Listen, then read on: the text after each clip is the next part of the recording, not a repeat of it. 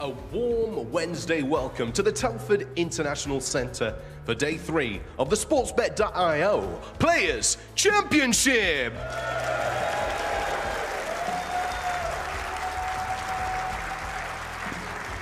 The action is ready to commence, so we look to find out who's going to fill the final quarter-final matchup in the bracket. So let's welcome our players onto table number 2.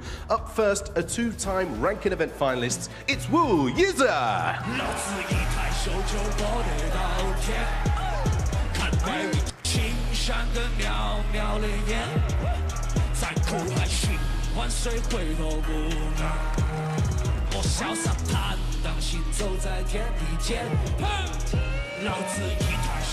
And his opponent is the 2024 Wuhan Open champion, Xiao Guodong.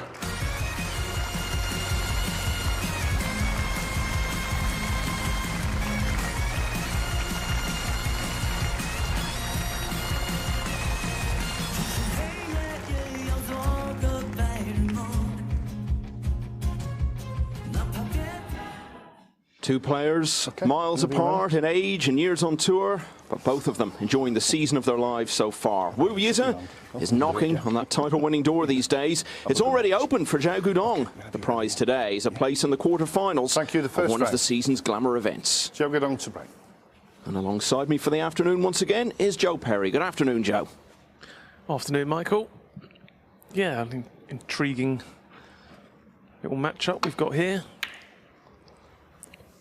Xiao Guodong, arguably one of the players of the season, and Yize, for me, one of the emerging talents in the game.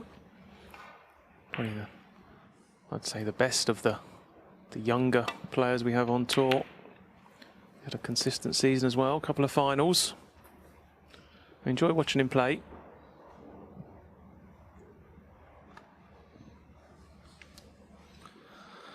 Yeah, a bit of a loose one from him early on. But raising his hand in acknowledgement of the good fortune that the cue ball has run right up against the yellow.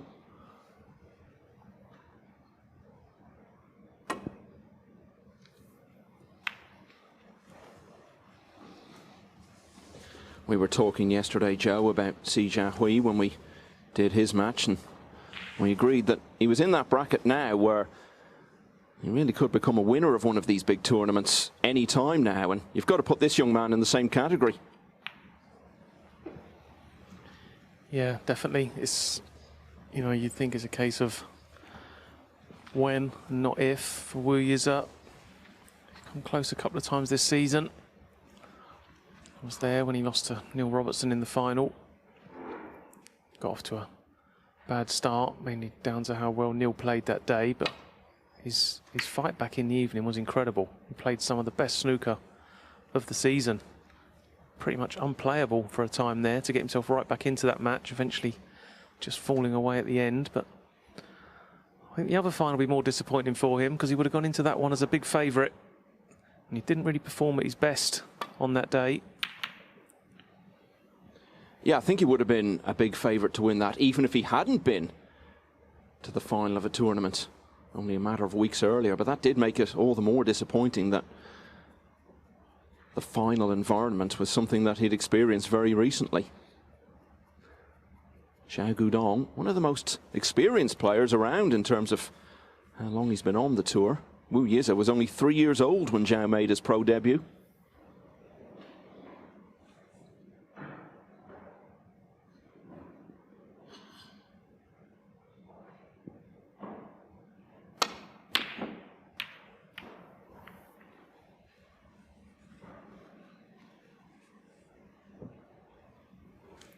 That was an early opportunity. Wasn't too far away. Wobbled the jaws, but you expect as this match goes on, Xiao Guodong to get a very high percentage of that kind of shot. We've been in some of the academies in England and over in China, and that kind of shot is a shot these guys practice over and over again from a very young age. That's why they're so proficient at that kind of long red.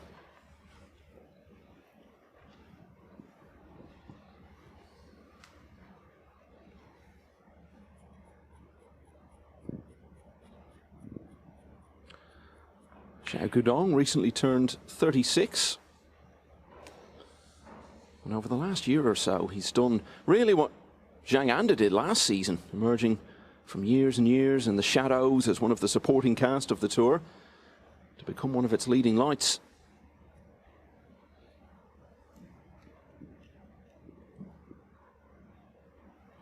Yeah, he's always been a very, very good player. Wonderful cueist. He never quite turned them little moments of good play into deep runs in tournaments. Yeah, had a couple of appearances at the back end of tournaments, but never really felt like he was going to push on and be a consistent performer. Whereas now he's sort of seems to be sort of there or thereabouts all the time now. It's last season and a bit.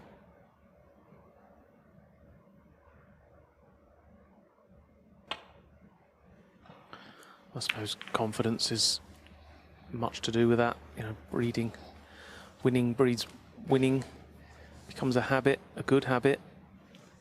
And it's definitely working for Xiao Guodong. Much more all-round accomplished player these days. Yize with the world at his feet. Turned 21 just a few months ago.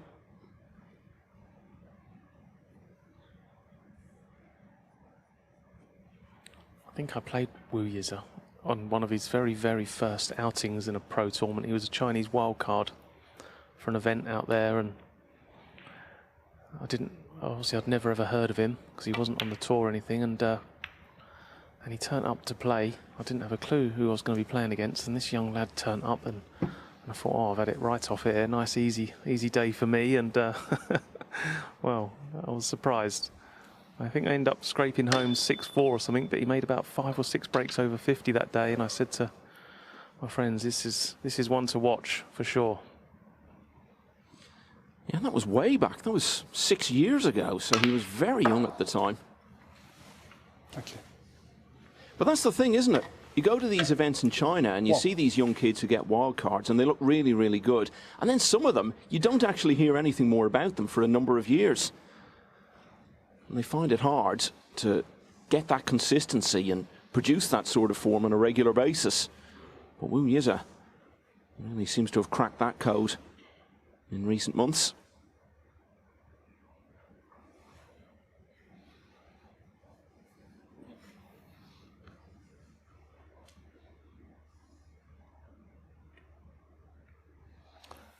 Xiao Guodong won.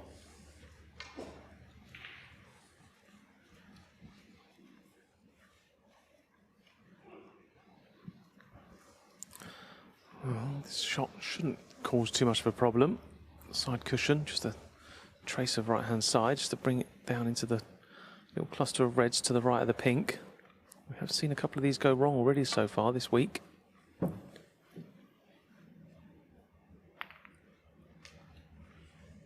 Not this time though, it was nicely played, well judged.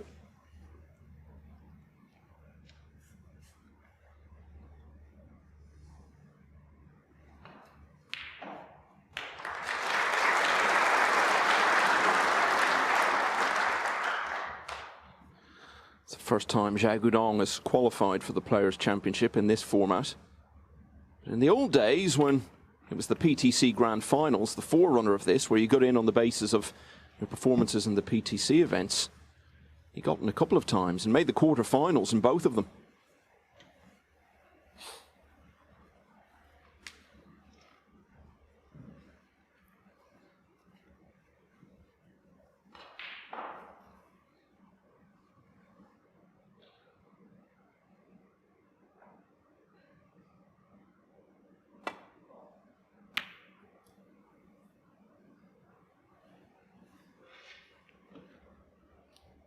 And Joe, really, a match like this is what these Player Series events are all about, because it's all on merit. You don't get in on your reputation. You don't get in on what you did in previous seasons. It's all about this new era of opportunity we've had over the last decade or so. You go out during the season, get the results, and the rewards are that you get to play in tournaments like this. Yeah, it's a great addition to the tour. This little mini series of events based on performance. Let's just give the players extra incentive. You know, once upon a time, going back a few years, it was all about just getting in the Masters, and so, but not everyone's always in a position to qualify for the Masters. Only a select few. So it was basically just you were just playing tournament after tournament with no real sort of end game, other than like just trying to improve your ranking. But now there's these little nuggets at the end of the season. Try and get yourself in, get yourself some more points, more money. Yeah, it's a great addition to the tour. Yeah, and something players are aware of all through the season. I think when these tournaments started to be announced and brought onto the calendar, the players who had the chance to get into them saw the potential of them straight away and how important it would be to be part of it all. It's something now that players, as much as they might try not to think about it all, can't help but keeping an eye on it during the campaign. Where am I on the one-year list? Am I going to get in this event or that event?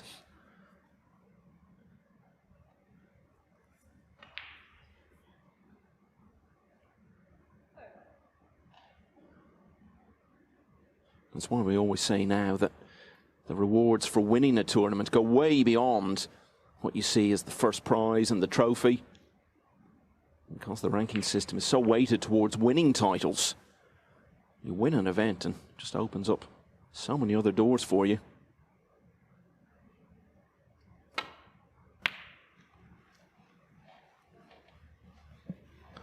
Yeah, you got all the ranking benefits and of these little events, but the other thing is that they're just really good events, aren't they? You know, proper little arenas, 2-table, then the 1-table setup, live TV.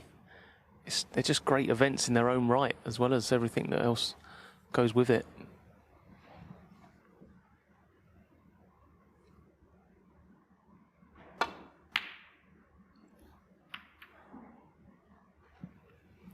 Yet to really get going this match.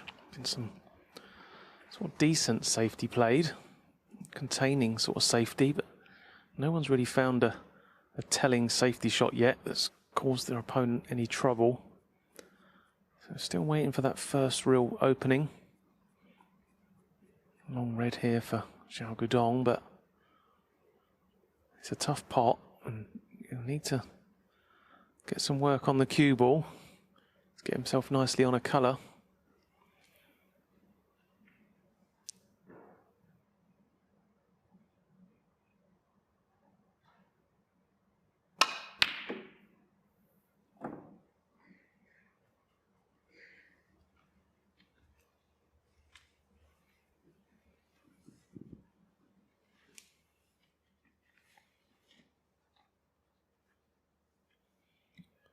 Well, that attempted pot was a long way off, but the telling safety shot I was talking about, Xiao Guodong may have just found it there with a good deal of fortune.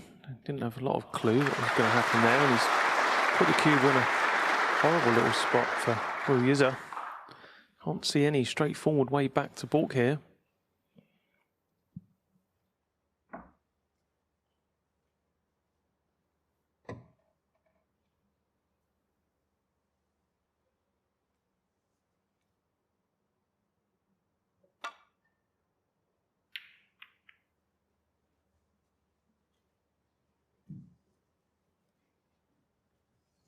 These two had never played each other prior to this season. And when they did meet, it was on a big occasion, the semi-final of the Scottish Open in Edinburgh, just before Christmas. Wu coming through a bit of a thriller, really, winning 6-4 before losing that final that we were talking about.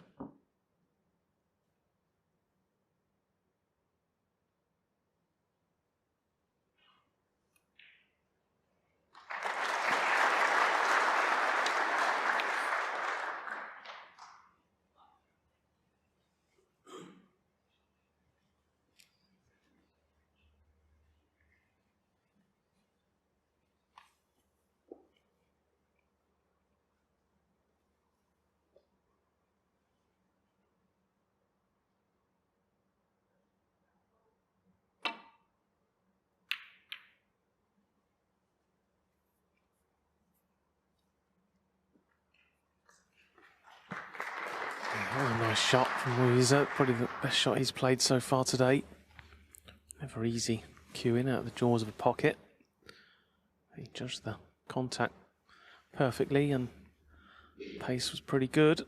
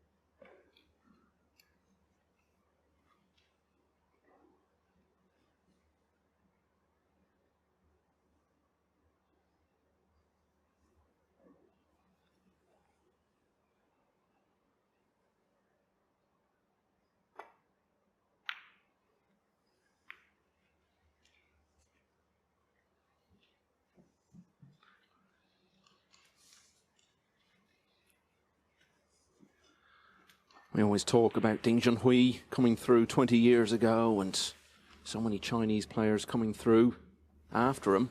But Xiao Guodong doesn't fall into that category at all. He's very much of Ding's generation, just a couple of years younger than him.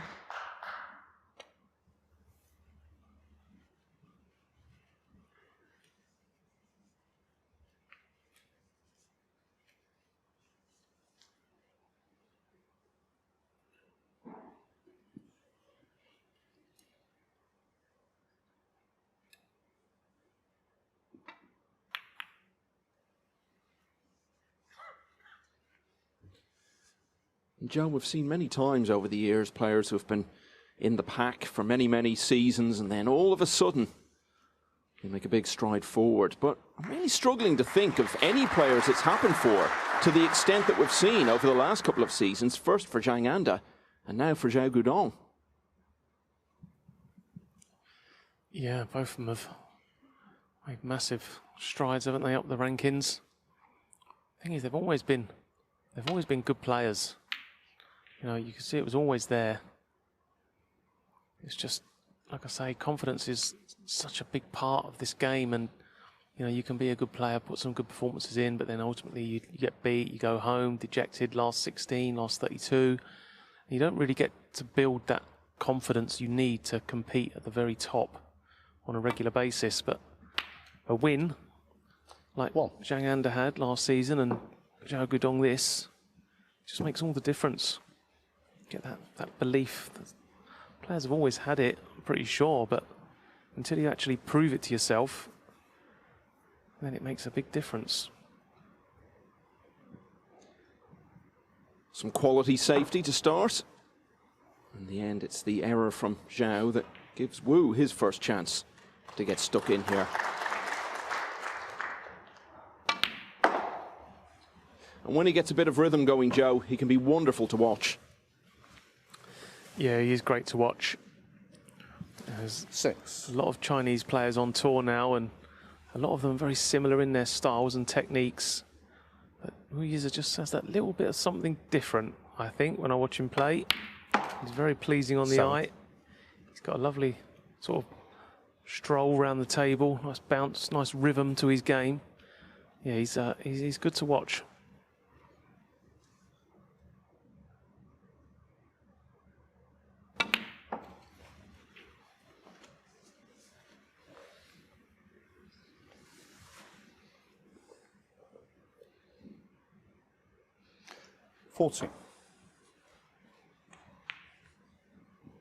He's only 17 when he turned pro in 2021.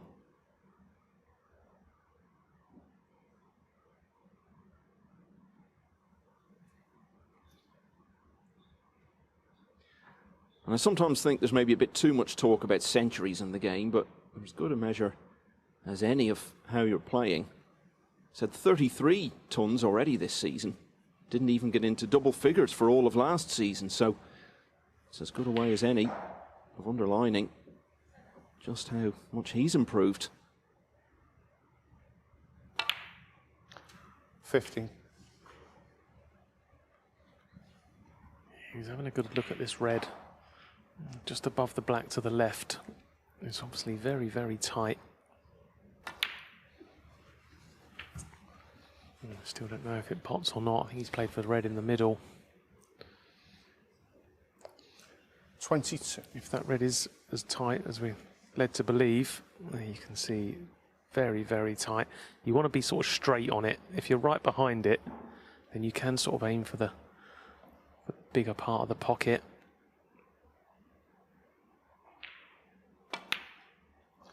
$23.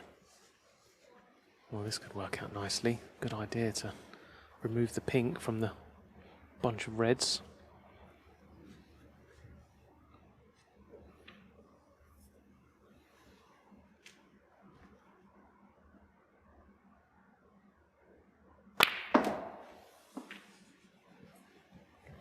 Yeah, took that very well, didn't he?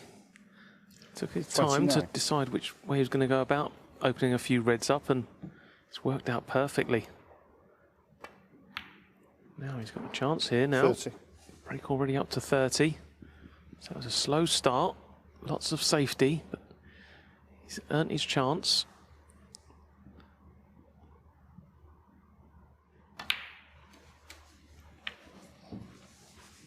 One of those players, I always feel, who looks really good when he's in among the balls. 37.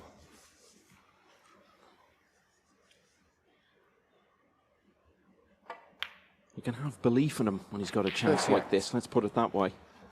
Never looks like he's going to make unexpected errors. He's got that stride around the table, that confidence, assuredness.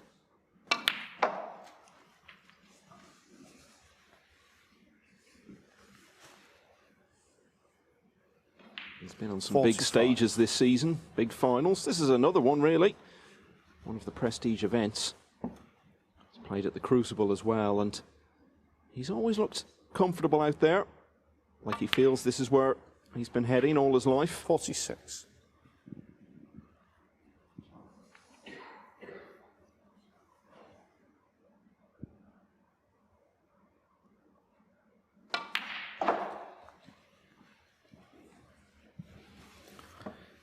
It's the first half century of the match.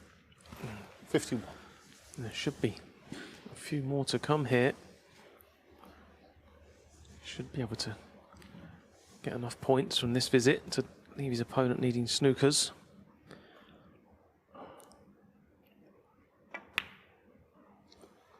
Get a better 52. idea from this shot whether any of them three reds are available. If he does, is going to need one more little gentle cannon just to bring them all into play.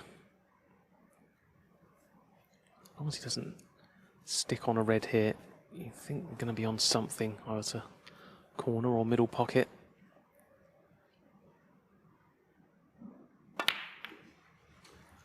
Yeah, it's always looked pretty nailed on. He was going to have a shot there. 59.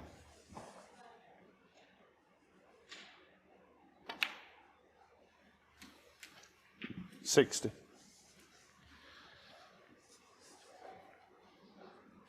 So the colour here, which is going to be the pink, assuming he gets it, will take him to frame ball.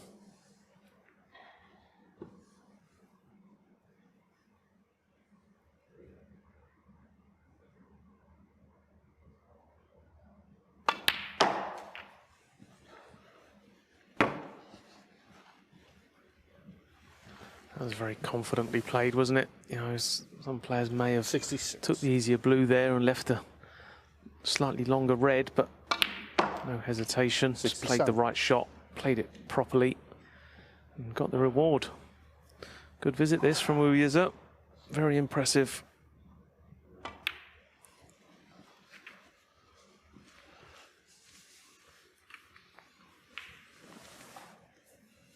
$70.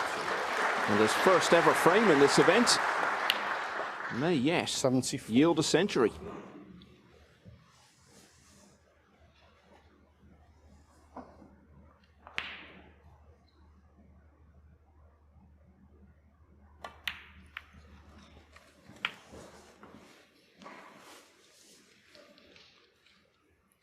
81.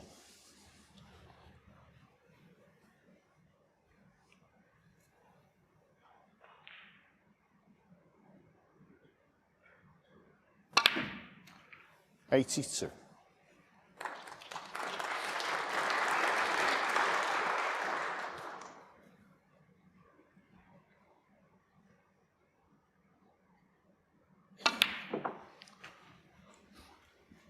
It's always so impressive when a player does this.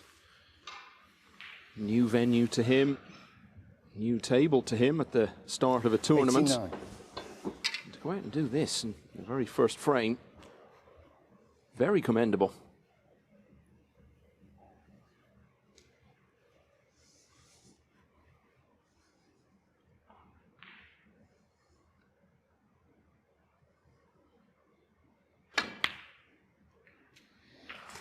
Thank you. Yeah, well, it's no surprise he gets off to a fast start in his matches, because he's not one of these players that rocks up at the venue 10 minutes before they're due to go on. He's here nice and early, puts plenty of work in on the practice table prior to going out for his match. It's not everyone's choice. Some players like to just hit a few balls 5 minutes before they come out. Others like to do a full practice routine, and 96. Yize is one of those. He's on that table for hours before he plays his match. This is the 97. benefit. He's warmed up, he's ready.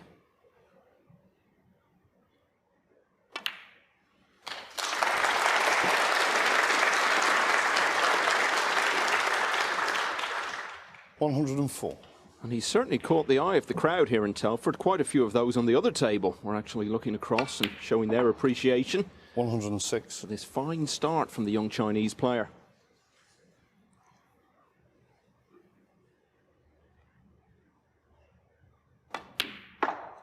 $109.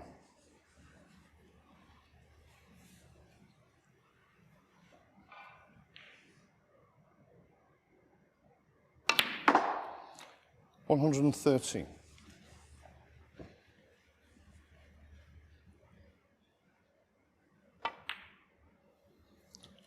$118.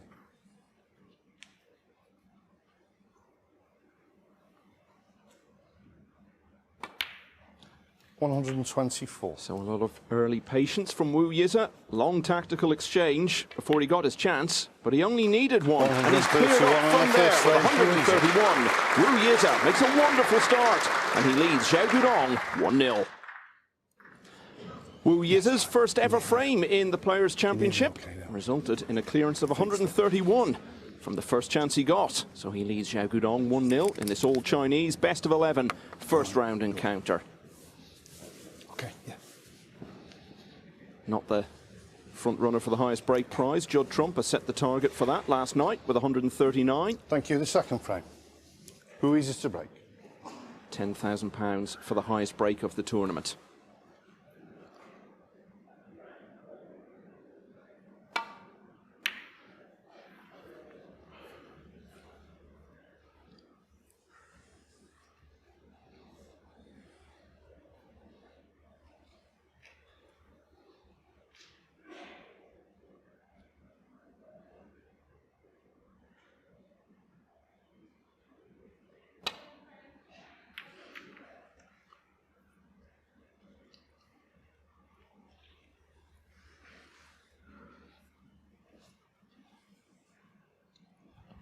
Unintentional collision with the draw of the pocket, but no harm done.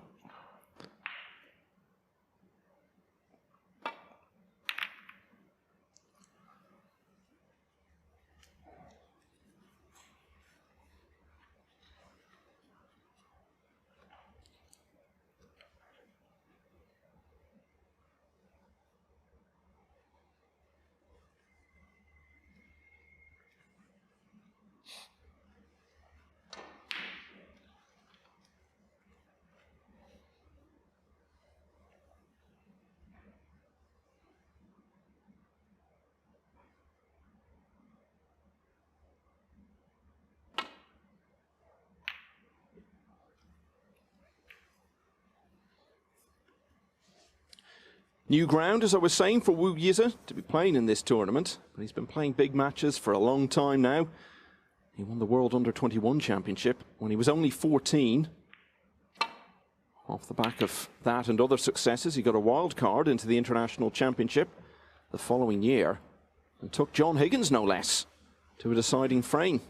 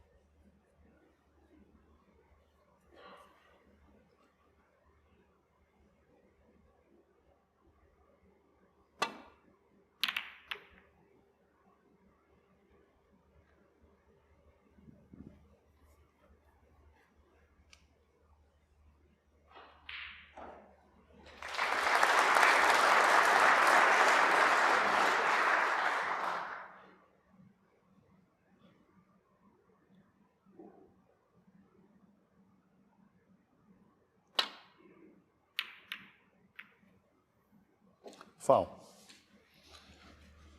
Yize 7.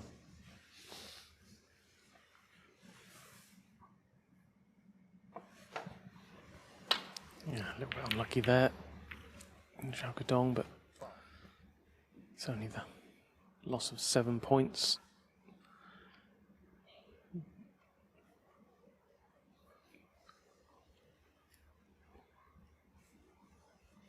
Yeah, can't have them replaced because he didn't miss terms of contact, but always the option. Put your opponent in again after any foul.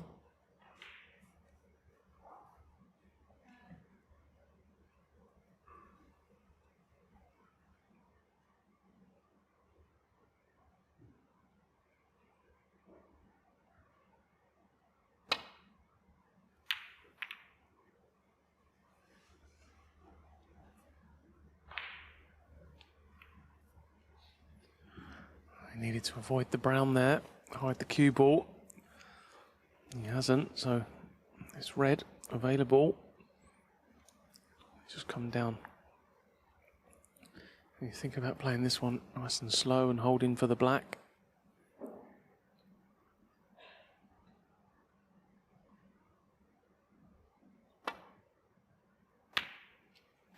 What? Smoothly done, very nice. So he's back in. Again, it's not the most inviting of chances, but neither was the one in the previous frame, which he manufactured into a big century break. Sorry, well, he goes about his break building very quickly. Yize doesn't hang about. He doesn't, not really one for picking off all the loose reds. He'll be looking to attack this bunch of reds as quickly as possible.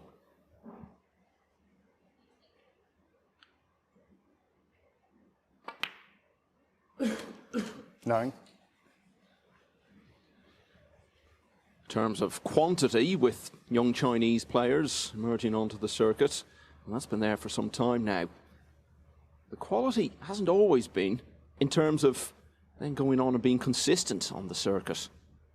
Obviously, they've all got a lot of ability. But Yize really, in terms of new players from China, is as good as anything we've seen for quite a few years now. 16.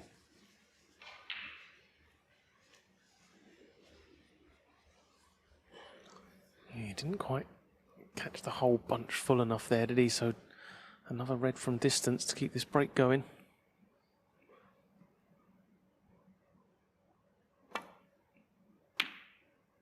Again, right in the middle of the pocket. Beautifully played. Look at the control. Didn't hit at it at all, just stroked it in. Back nicely on the black.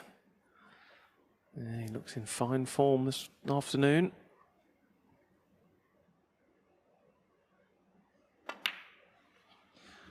Well, you see all sorts of players at the start of a match miss one or two long ones and 24. struggle with them for the rest of the day. But likewise, if you knock in a few good long ones early on, that can set a very 25. positive tone in another way, and that's what Yize has done so far.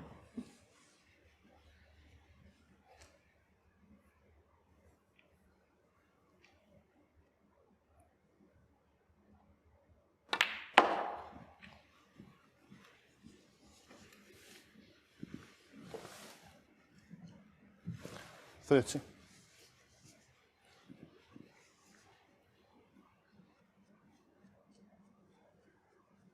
First time in the Players' Championship, but he has played a couple of Players' Series events before. This event, as I'm sure you know, for the top 16 on the one-year list, always preceded shortly before that by the World Grand Prix for the top 32 on the one-year list. And he actually made that last season, lost in the first round, but only in a decider against Ali Carter. And then he was in the World Grand Prix again this season, just a couple of weeks ago. Whitewashed Pang Zhongshu in the first round and lost in the last 16 to the eventual runner-up, Stuart Bingham.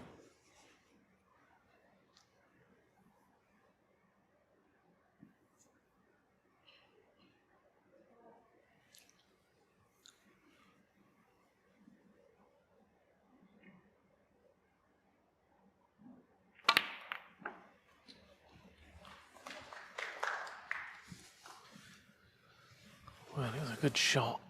Just to bring another couple of reds into play, but he's put a couple of good balls in this break already to get it up and running and to keep it going, but this is a real tester. Not playing easy down this cushion so far this week.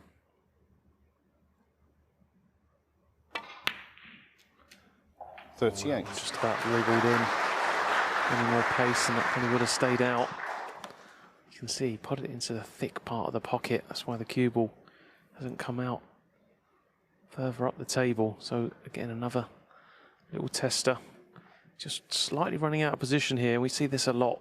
Gradually it catches up with you. You keep potting good balls to keep breaks going. Eventually you break down. So can he get that cue ball back under prime control?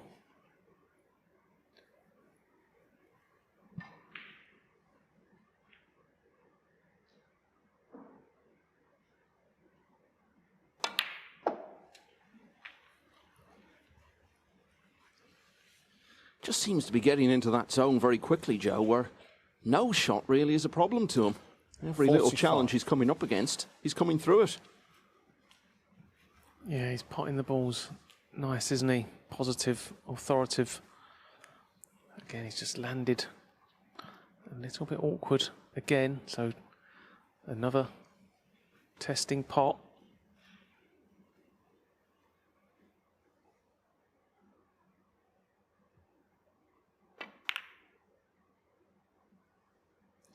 Yeah, this time it does break down.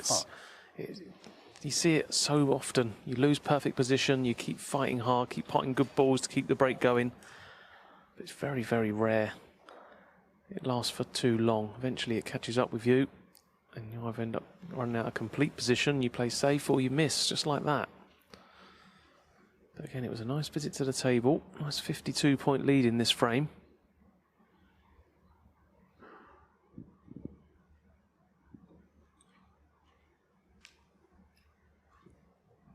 Xiao Guodong in his 18th season as a pro.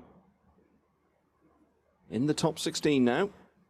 Something that he was knocking on the door of maybe about a decade or so ago and then fell away a bit, but has made it now.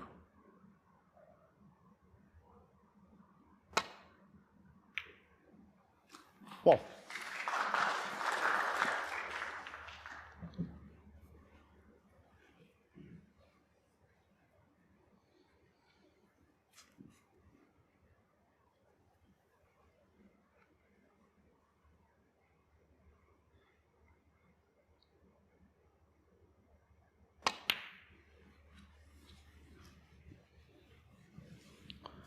Came to the table 52 points behind, but this is a pretty decent chance for Xiao Guodong.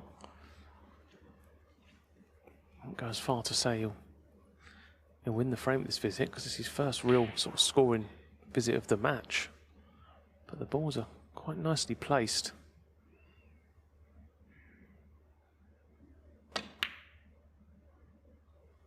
Oh, maybe the awkward cueing, just bridging over the pink, caused that miss, but that'll be disappointing. He'll be relieved to have covered the red with the black, but he'll be disappointed to have left the table so soon.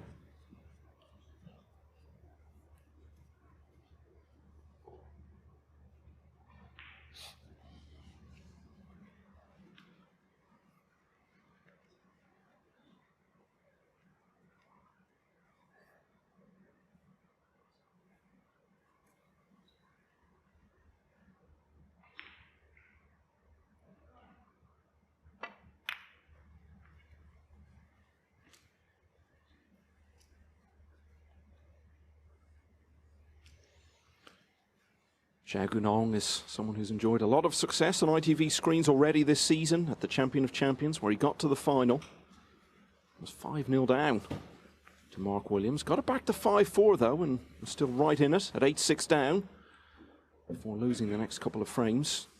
And with it the match. But what a run he had had. Coming through deciders against Ronnie O'Sullivan and Mark Selby, and then pulling away from 3-all to beat Mark Allen in the semi-finals. So many wins this season over very established top players. It's not like he's been getting easy draws, and a bit of help that way.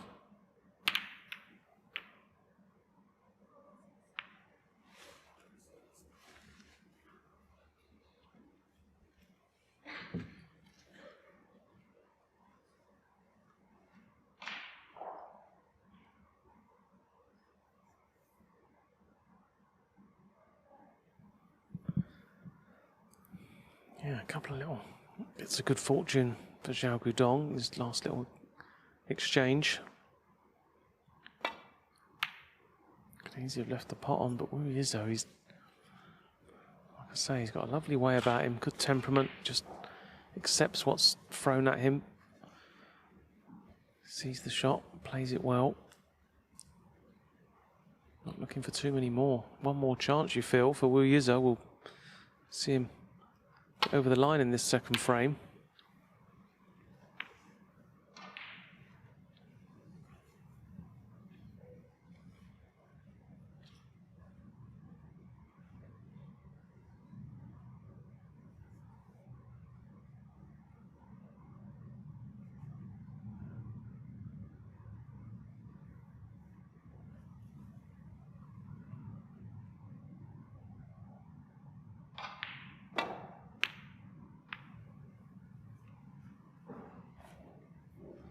It's a different environment now for young Chinese players who base themselves in the UK, become part of the circuits. So many of them.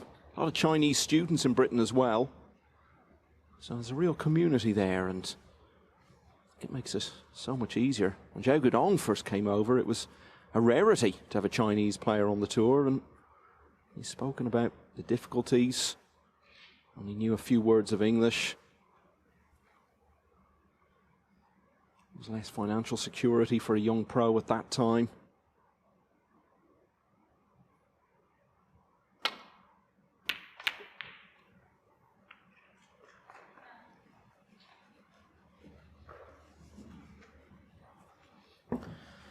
So another mistake from Xiao Guodong, that one brought about by sustained pressure from Yize. Kept putting Xiao Guodong in trouble. We do say that, you know, it's another mistake, but it was a forced mistake. It was constant pressure from Yize. Kept finding that horrible spot in the balk end. Put Xiao Guodong in trouble. One. And Xiao Guodong got himself a little bit fortunate when he played the safety shot. He sent the black up the other end of the table. So position was always going to be difficult. Blue ball. Yize now looking to maybe get a colour safe, try and just ensure that 50-point lead he's got. Yize one.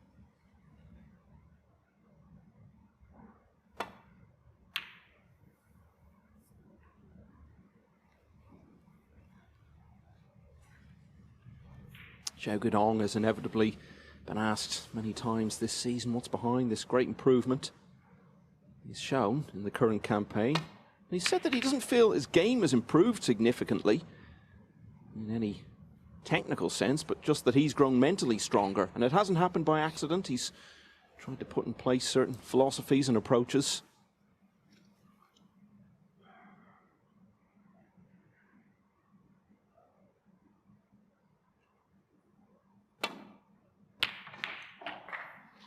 One. It's not quite happening for him yet in this match. Wu continues to creep towards the winning line in frame 2.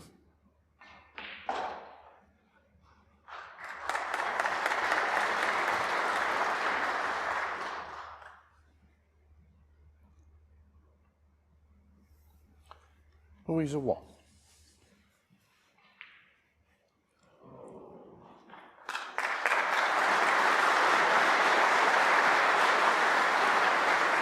Yize just got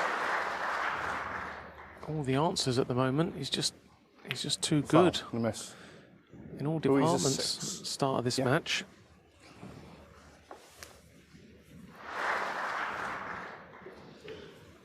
Micah for the pink, please.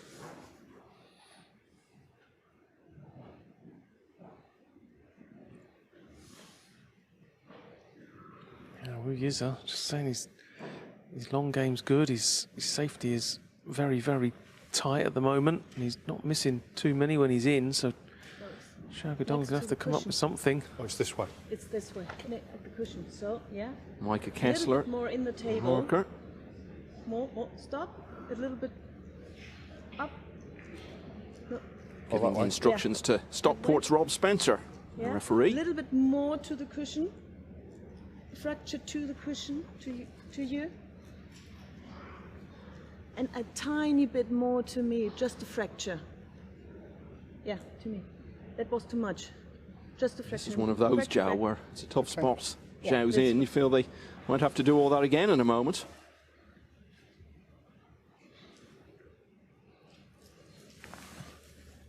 Yeah, you thought he was going to play the same shot again because he's got to try and get some distance between the balls after making contact because Yize are looking just for a couple more And a pots. tiny bit Yeah. to that side. Yeah.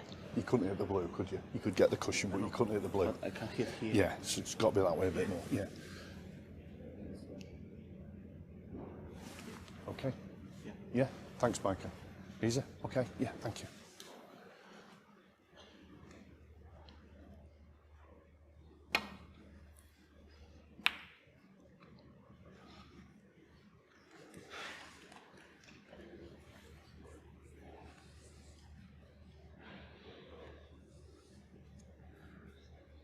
So, Wu returns to the table. Already 57 in front, so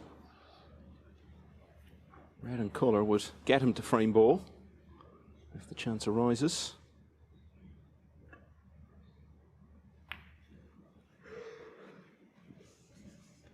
Yeah, it seems odd to say with Yize 1-0 up and substantial lead in this frame, but Xiao Guodong's getting the rub of the green at the moment. All the little flicks and bits of luck are going his way. It doesn't always work out like that normally. Normally the person who's winning is getting the favourable run of the ball, but Xiao Guodong's just getting a little bit of help here, keeping him in this second frame.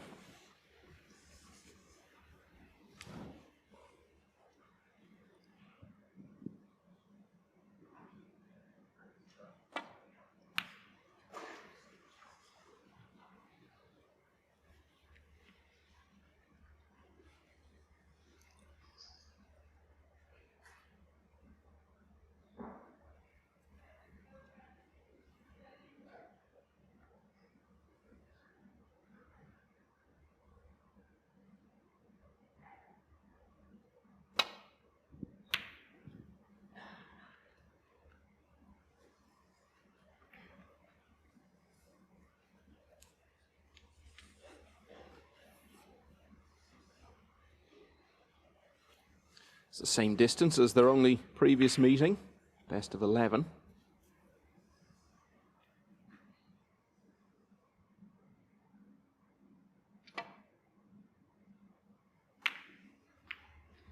It was Xiao who made the better start in that Scottish Open semi-final just a few months ago. He was 4-2 up and led 56-0 in the next frame. And really good 67 clearance from Wu. Saw him take frame 7 on the black, and instead of being 3 down with 4 to play, he was only a frame behind, and after that, just completely dominated. Xiao only scored 10 points in the 3 remaining frames it took for Wu Yize to get through to the final.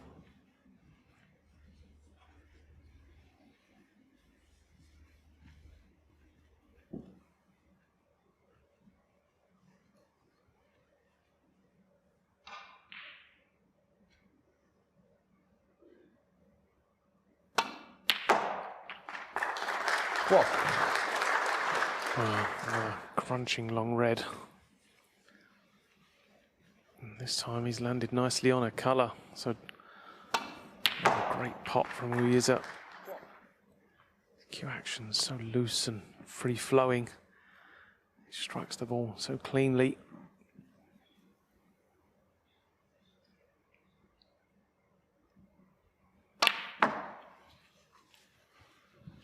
So lead goes to 62. 5. Yize has knocked in plenty of long balls already in this match. One more, and he'll cross the line.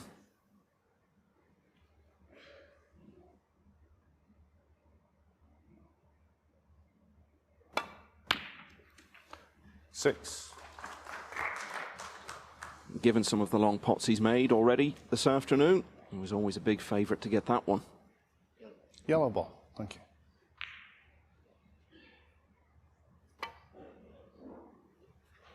So 63 the difference. One snooker to tie, so still a bit of life in this frame. Really looking at the position of the reds and the black up the other end of the table. Big task if Xiao's to turn this round.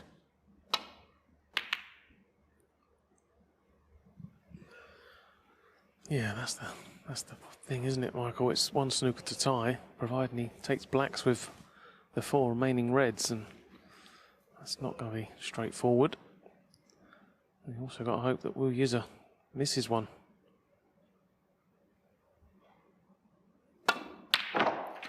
He's not missing many at the moment. That should be that.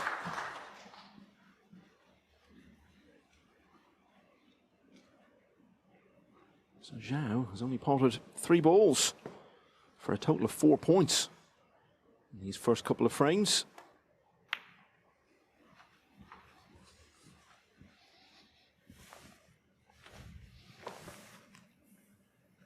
Seven.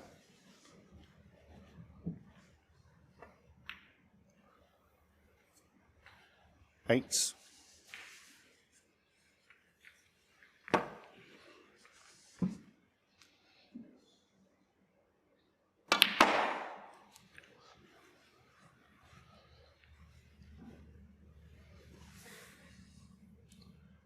11.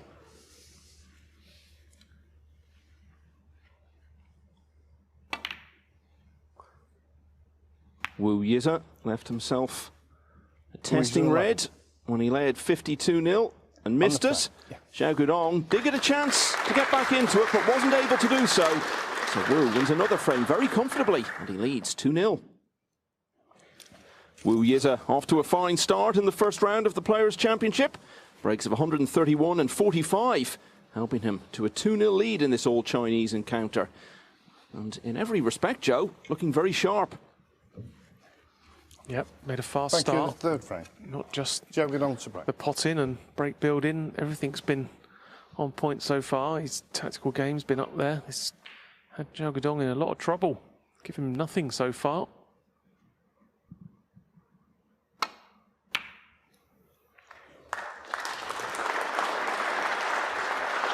And another thing Xiao Guodong has said about the big improvement he's enjoyed this season is that he's trying to focus on enjoying the game and not dwell on the outcomes. Clearly not enjoying this one very much so far, as you can see from the total points scored.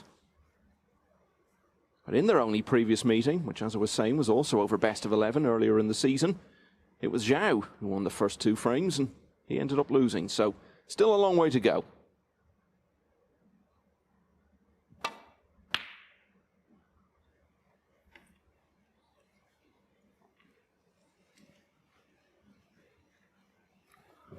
How well he started, you're almost sort of surprised he missed that.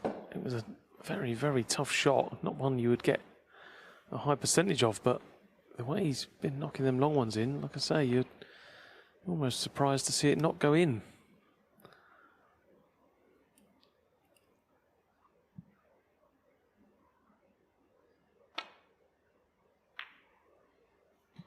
One. But it didn't go in, and it come to rest. Potable for Xiao Guodong in the middle pocket. That cue ball would have been Much better for Xiao. If it had been off the cushion slightly, he could have got some backspin on the cue ball, because you'd rather be on the right-hand side of the table here. But looks like the red at the bottom of the bunch is available, so just judge the pace right here. Can land on that one.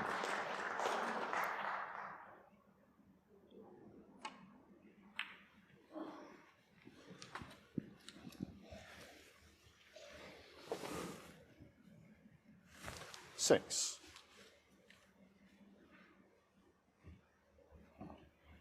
Well, he's on the red he played for, but he's now having a look at these two reds together.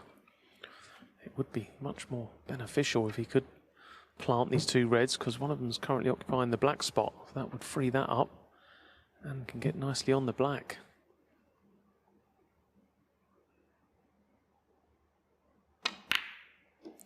Yeah, that was a bonus.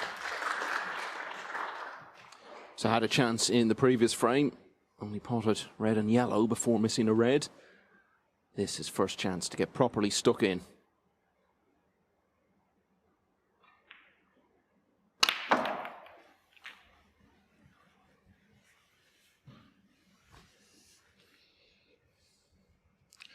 $40.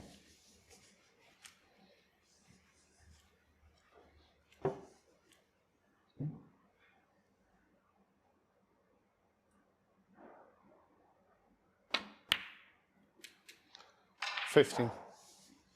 He was up very quickly off that one. I think he thought he may have missed that. He just potted it a fraction thick. So that's just a sign he's not quite settled just yet. He's in a nice position now. This will be a chance to finally get his hand properly on the table, string some points together.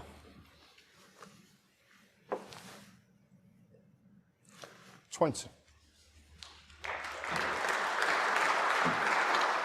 When he won that first ranking title in Wuhan earlier in the season, it certainly wasn't a case of the draw opening up for him. He had a succession of absolutely top quality opponents to get past.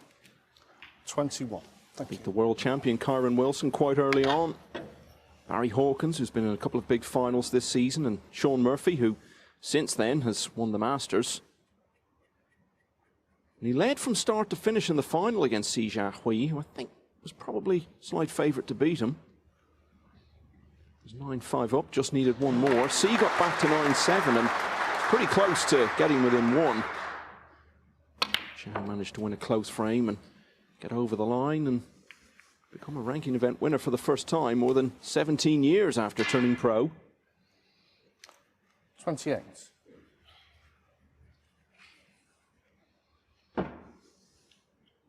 It's been amazing over the last 10 years or so how many players have won their first ranking title after many, many years on tour.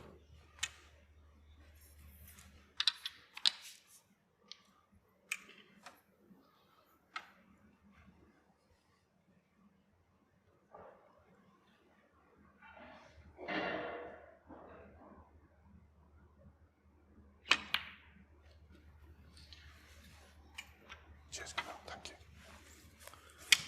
Oh, that might not be too bad. 29. He just lost the cue ball a fraction there. And that little kiss on the red has just stopped the white from landing on the side cushion. And you can see the red's not really hampering him that much, so that could have been worse. It's a good shot here though. Not only the pot, but just to play a little gentle nudge onto the red, just to nudge it down towards this left corner.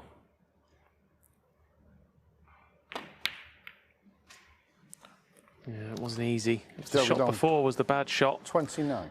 Cue ball shouldn't have been anywhere near that red or the side cushion.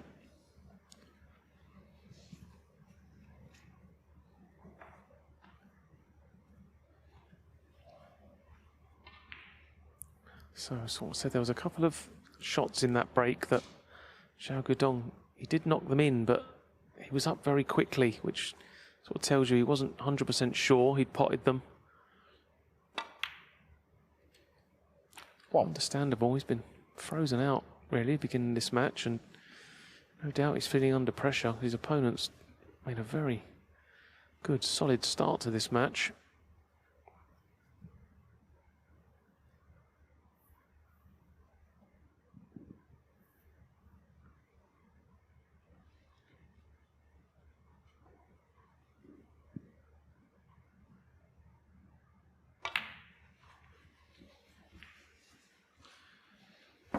Whatever happens, this could be another landmark day for Wu Yize. We've been talking a lot this week about the race for places in the Tour Championship in Manchester, the final event of the Players' Series, week after next.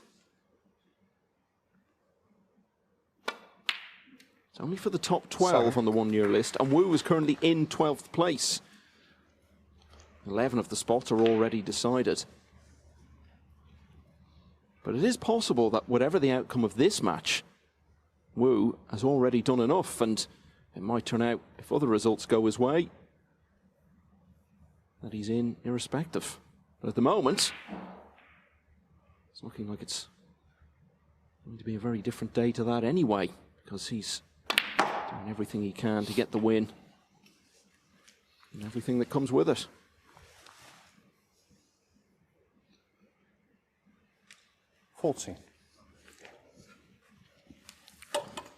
I expect him to knock this one in, but these shots are always a little bit tricky. Got to be given plenty of attention. You don't want to be catching this slightly thick. We have seen them go in off that near jaw in the past, but for the most part, you've only got to be pretty clean, this kind of pot.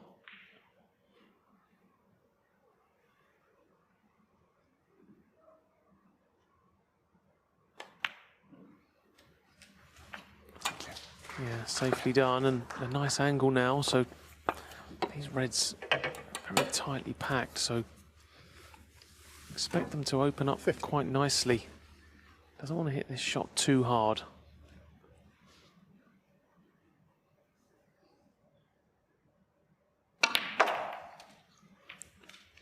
Yeah, that'll do, especially if this red goes. Does it red go to the left middle? If it does, it's a great chance. He's down quickly, and there you can see it pots, so another chance for Wu Yize to strike another blow in this match. 23. I think what's been pleasing for both of these players is that they both got a really good result in terms of having a deep run in a tournament early on in the season. In Xiao's case, it was the win in Wuhan, obviously. For Wu, it was getting to the final of the English Open. But they've both built on it as well, and Wu's had plenty of good tournaments since then, including that second ranking final in Edinburgh. Even since then, he's had another quarter final.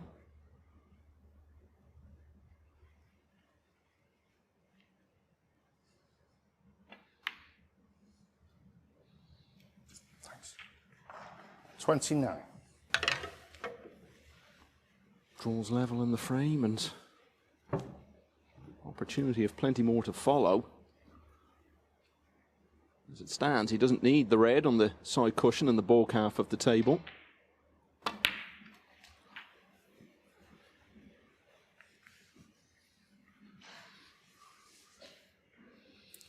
$36. 37. Really, Joe, on the evidence of what we've seen and the position he's in here, it'll be a surprise if he doesn't go 3-0. Yeah, we just got to be a little bit mindful of the scoreboard here. Obviously, he'd love to get to snooker's required without needing the red on the side cushion. So look at the scoreboard, 15 ahead. If he can take blacks with the two reds down this end of the table, he should be okay. He'll be 31 ahead then with two reds left, so red followed by brown or blue will put Xiao Guodong snooker's required. Now he's come up short here, so that changes things. 23 ahead now, so even if he takes 52. Two blues with these two reds, he's only going to be 35 ahead, so probably the loosest shot he's played so far in this match, that positional shot.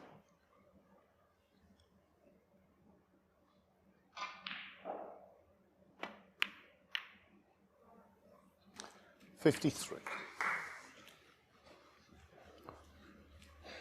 Well, he's stayed on the black. Whether that was intentional or not, I'm not so sure. But whatever happens, this is now all of a sudden a little bit more complicated than it maybe should have been. Yeah, he's been so clinical with the chances he's had so far in the match, but got himself into a couple of minor knots here. And it's caught up with him. So, he looked for all the world like he was going 3-0, and he's undone himself there. Yeah, and I just wonder, has he left an angle here for Xiao Guodong instantly to be able to bring the safe red into play? Wow, that's incredible. That one shot just change everything. If this one goes well, Xiao Guodong goes big favourite to steal this frame. Yeah, there you go. There you have it. Now there's a lot of safe ball on the table.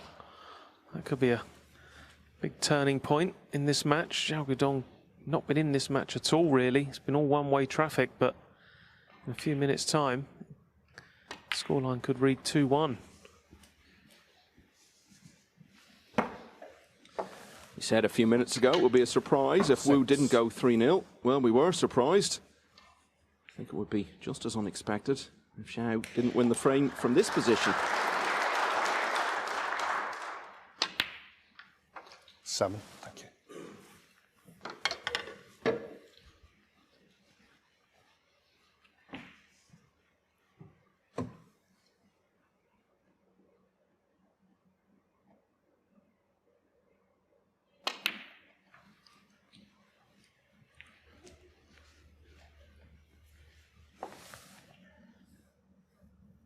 $11.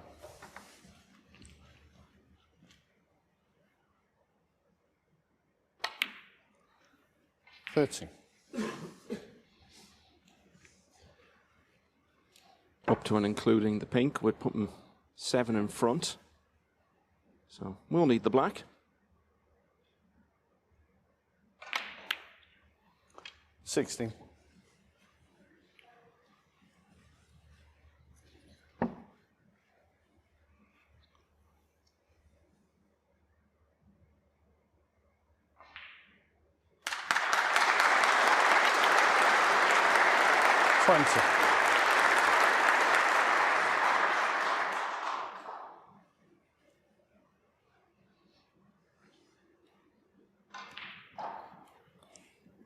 Yeah, so anything but straight on the pink shouldn't be a problem. You'd like to be down towards the balk line, that side of the pink, then you can just run the cue ball down, but landed a little bit straight here, so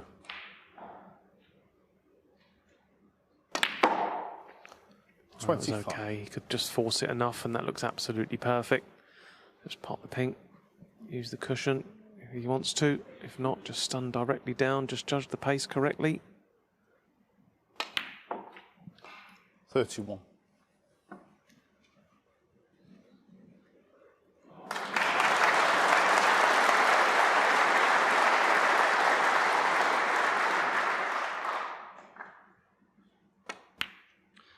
First setback for Wu Yize should have led 3-0. He was his own undoing there. And Xiao Guodong is cleared up from the penultimate red to win on the black. It's now 2-1. Thank you. The fourth frame. Disappointment of the previous frame behind him. Yize to Left break. himself a tricky Quiet as black you that can he there, didn't need please. to. Missed it and sat down for the rest of the frame. Still leads, but it's now 2-1.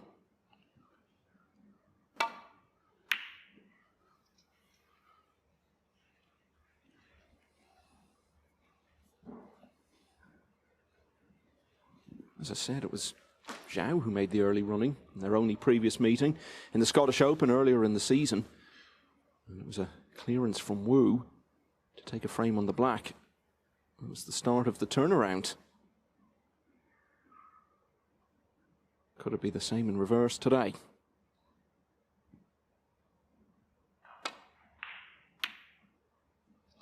One.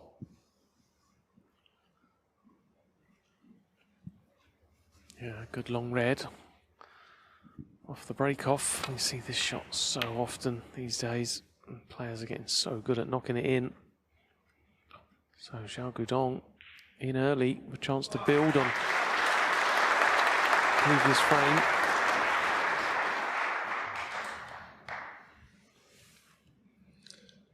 Three.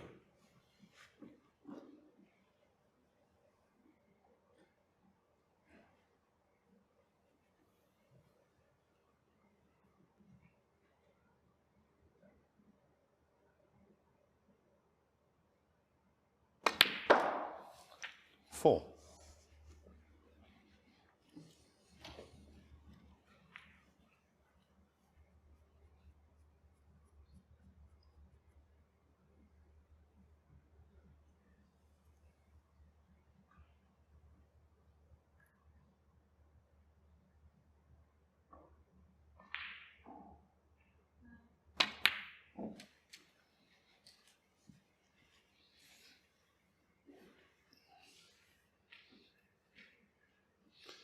$11.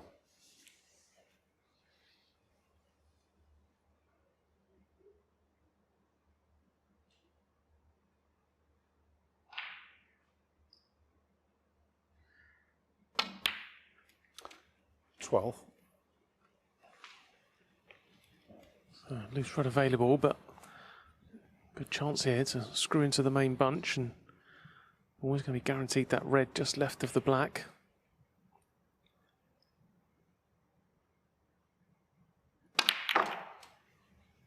Well, he didn't quite get the bunch. He just caught the red on the left first. That's why he's lost the cue ball. 90.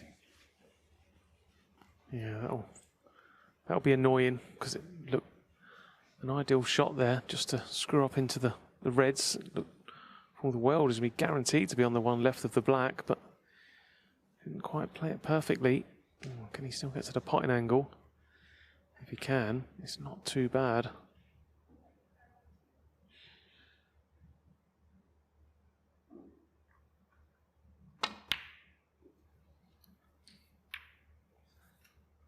$20.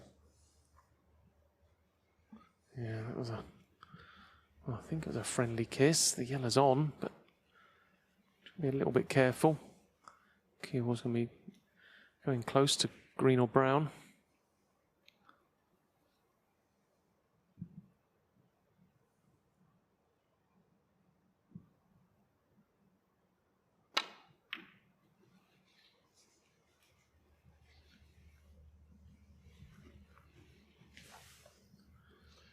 It's not getting any easier, this break at the moment. Just needs one good shot just to get him back into prime position. And this is the shot.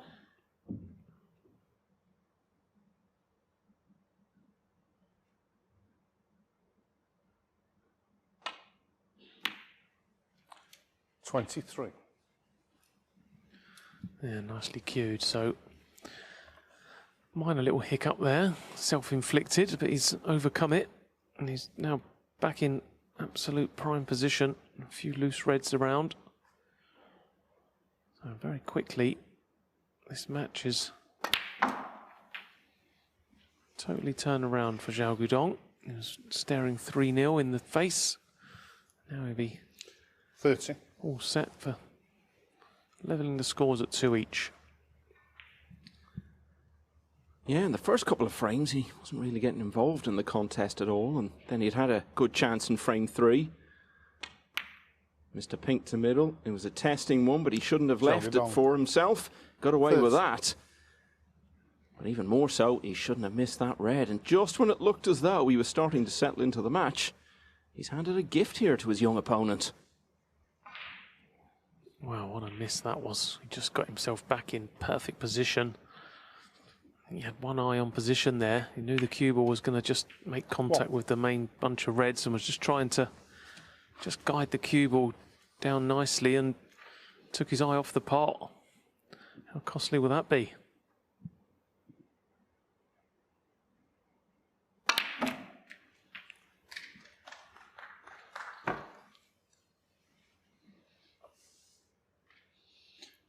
8.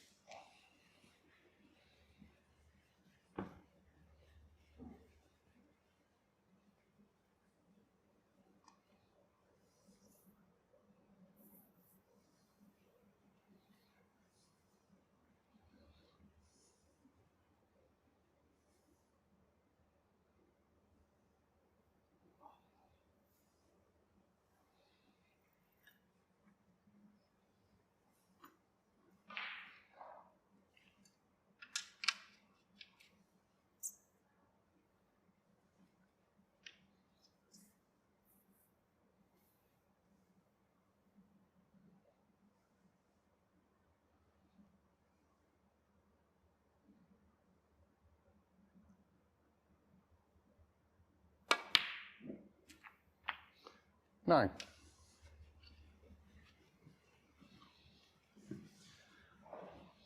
In this wonderful season he's had, Wu Yize has on multiple occasions shown great battling qualities. He was 4-0 down in the English Open final against Neil Robertson. That later became 8-3, but he got it all the way back to 8-7 before Robertson finished it off in the next.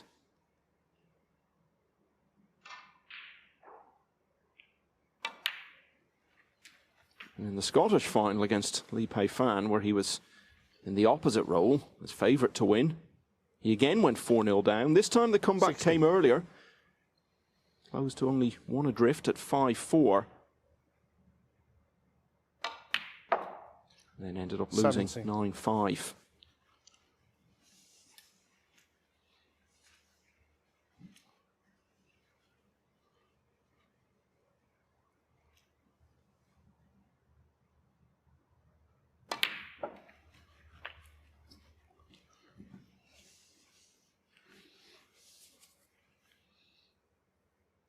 $24.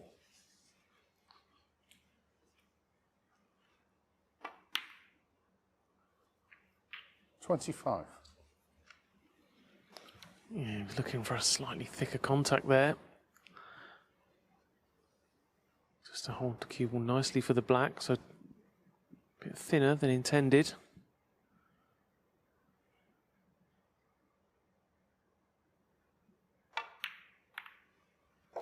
Oh, but it's worked out lovely. He played that shot so well. Doesn't overhit it. Just trusts himself to pop the ball clean. Nice little cannon. So that black takes him into the lead. Just a slender one, 2 points, but it's important because it means, as in the previous frame, if he can take high value colours with the open reds, he's not going to need the safe red. Made a bit of a mess of it in the previous frame, so let's see if he can hold his concentration here long enough to see this one through.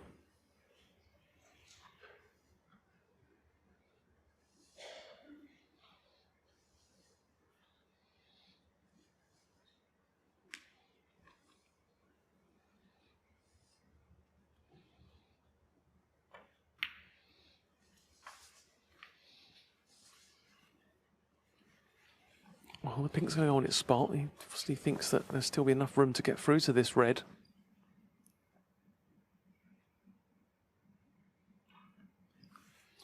$39. Oh, it's very tight indeed. I'm not sure he can get to the full part of this red to pot it cleanly. You could always play it with a touch aside just to try and straighten the angle up, but that doesn't look on to me. That's a misjudgment. Oh, we'll soon see.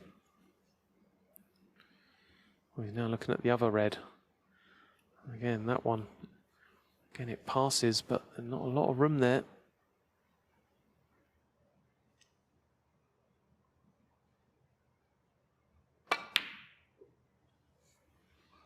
And again, Joe, 39. it's quite needless, really, that he got himself into trouble.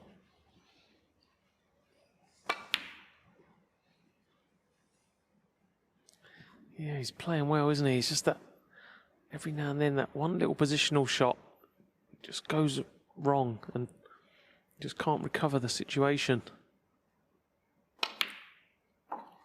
1. So it could be a repeat of the previous frame to some extent. Xiao getting a chance.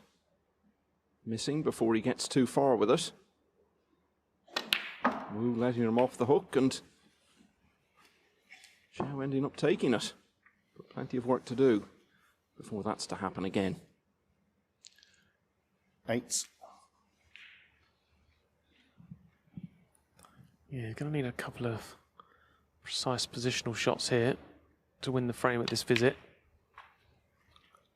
9. This one's not a problem. Just play a little cannon up into the red next to the pink. He'll be nicely on the open red to right middle. But then it's the problem, the red on the side cushion.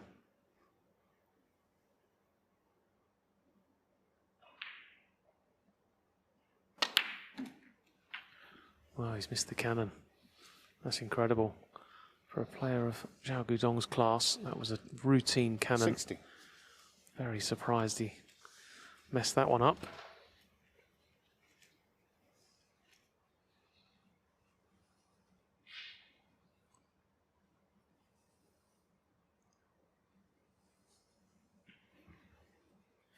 Yeah, it was a big target. Obviously, ideally hit the red there, but red or pink would have done.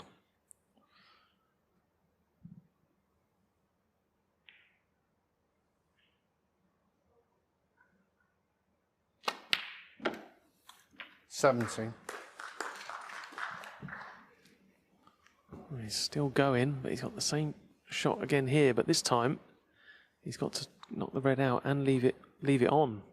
He hasn't got the other red in the open.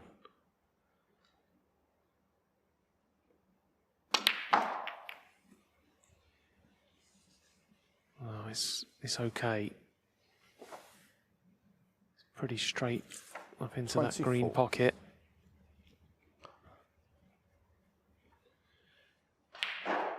Yeah, it is okay, but the grimace tells you wasn't quite what he had in mind.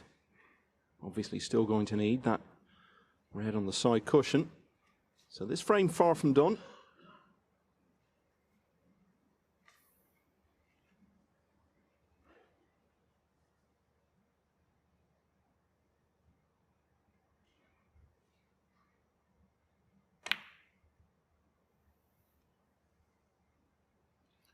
Yeah, and the cue ball was very close to the 24. red, which adds an extra layer of difficulty.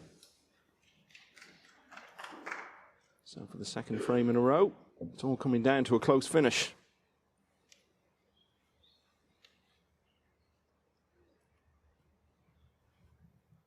He's had a little look.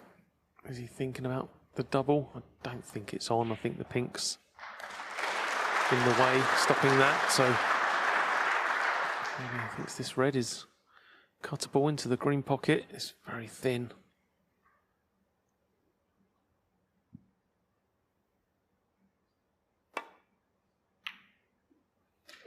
One. Yeah, good part.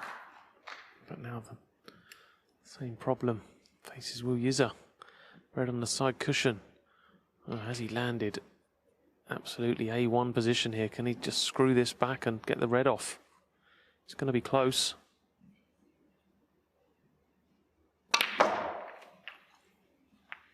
Oh, good effort. Yeah, really good effort. And if he'd managed to get the red further out and get on it, he'd be a big favourite to lead 3-1.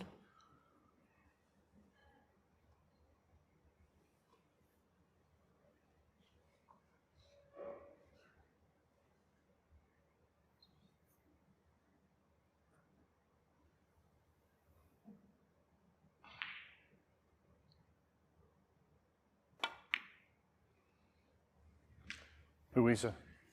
8.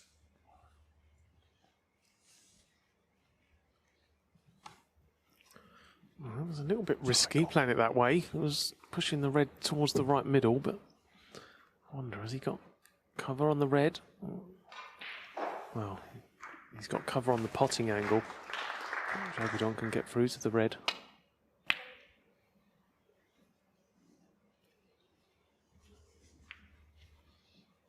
So looking at the table, the way the balls are situated at the moment, You think it's all going to be about who knocks the red in, become big favourite to win this frame.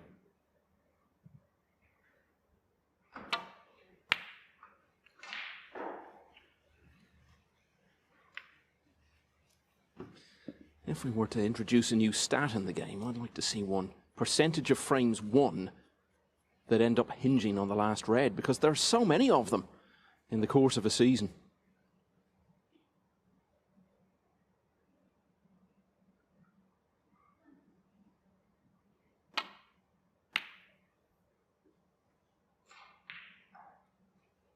Well, that's a miss hit safety. You can see he caught that one much too thick. Yize, chance. He's been very, very good in this sort of range so far today, but far more pressure on this one.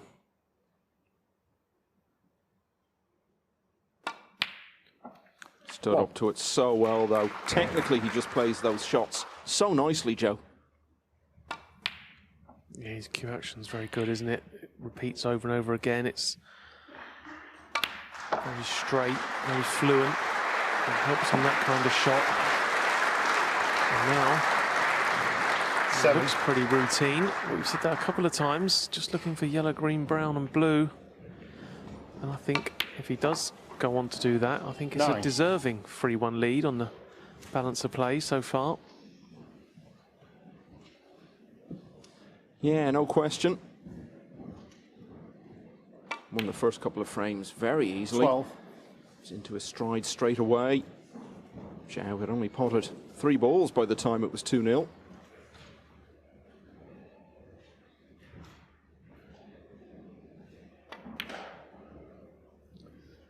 $16.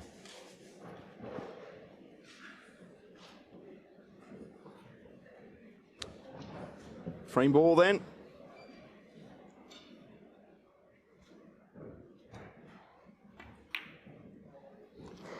$21. So an impressive start from Yize on his debut in the Players' Championship. Could have been 4-0 at the interval. Then again, it might have been 2-all. In the end, it's between the two. Yize leads 3-1 at the mid-session interval. And we will be back with more in 15 minutes' time.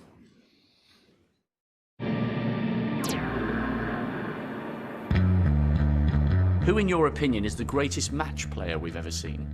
John Higgins, because I think match play means making the right decisions, but obviously he's also got the incredible ability to back it up, because yeah, he knows which shot to play under pressure, but he also needs to get it, and that's what he does, so that's what makes him the best, I think.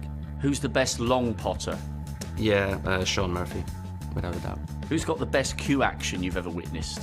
I think Zin Tong was amazing, and still is.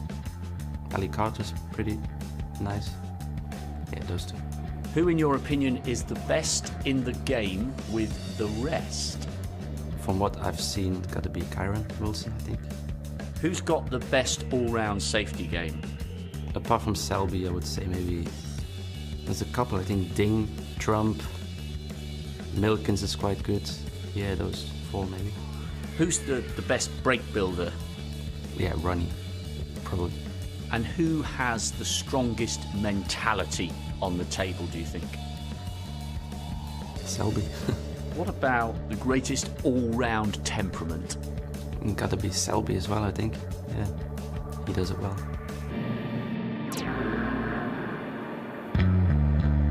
Who's the greatest match player? Probably, I would add Steve Davis or John Higgins.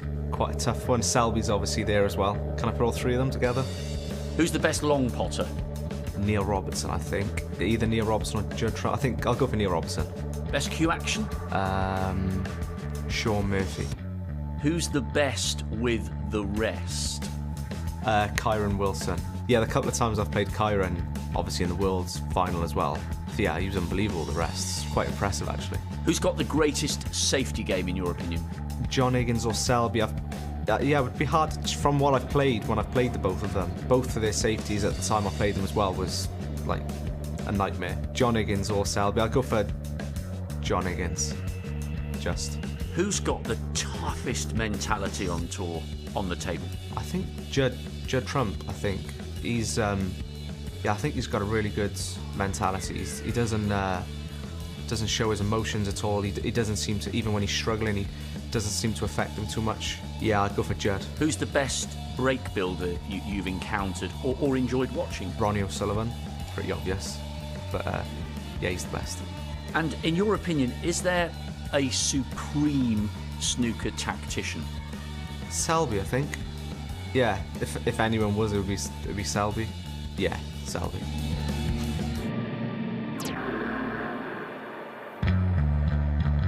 Who, in your opinion, is the best long potter? Long potter, Neil Hobson, Judd Trump, I think is the best ones. Who has, in your opinion, the best cue action? Cue action, I love Neil Hobson, very good. Who is the greatest match player, do you think, in snooker? I think John Higgins, Selby, and Ronnie the best ones. Who is the best player you've ever played against or watched with the rest? Rest, my friend Kyrie Wilson, oh my God. Who's got the greatest safety game? Mark Selby, Ronnie and John Higgins, unbelievable, very good. Who's the best break builder? Break builder, I like Ronnie and Ding, very, very good.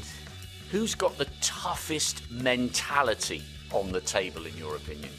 I like before Peter Ebdon, but now I think Selby very stronger. And who is the supreme tactician? Oh my God, I think John Higgins, superb.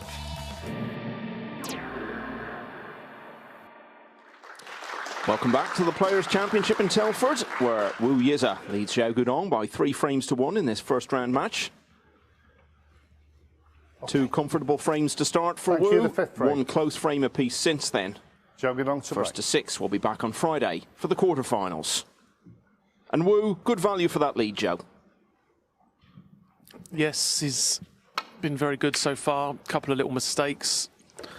One of them got punished, which is why he lost the 3rd frame. The other one didn't get punished, which is why he managed just to get that interval lead. But he's been the better player of the 2 by some margin, actually, so far today. But as we know, intervals can and often do change matches.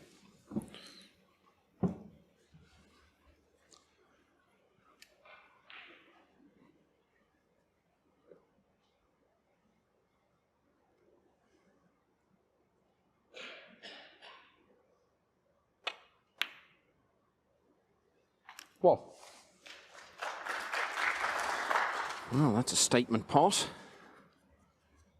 to begin the second half of the match for Xiao.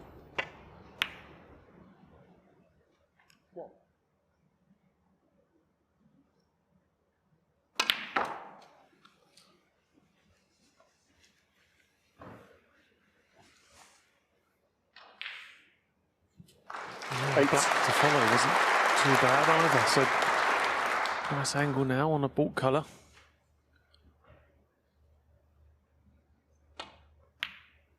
Ideally, he'd like to be on the brown here, but it might be a bit too straight for that. So it's going to have to be the green.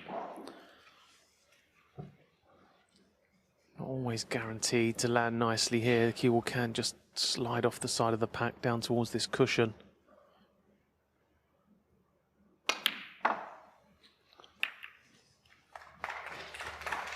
Yeah, just like that. So green or yellow is not always ideal. Brown is a much better shot because you're coming in to the bunch. A more straighter angle. There is a pot available here, but it's not that straightforward. And the only good thing is you can take the cue ball away, take the pressure off it a little bit.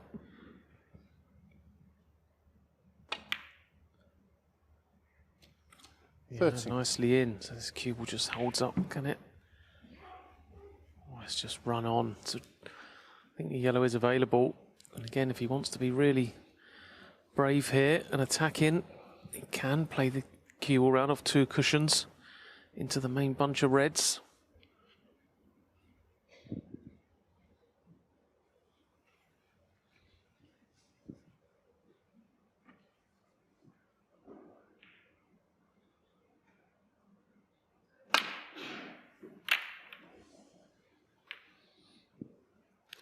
Xiao Guodong.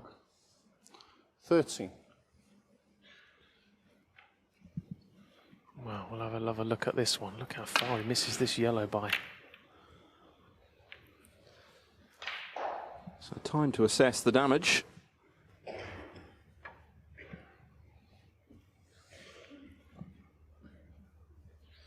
he could have left something easier, couldn't he?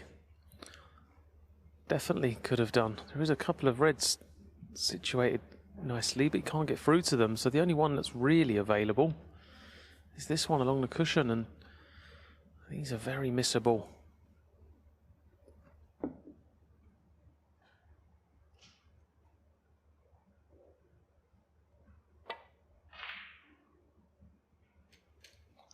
Well, yeah, they can make you look silly, those shots, because to the untrained eye, that looks easy, but as you said, it's actually deceptively difficult. But here we are, early in another frame, and Yize, a chance to get right in among them again.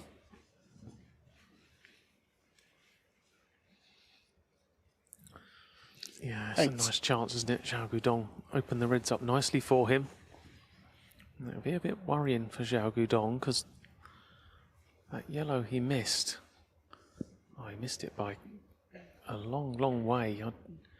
The season he's having, I can't imagine he's missed no. pot like that by that far too many times this season.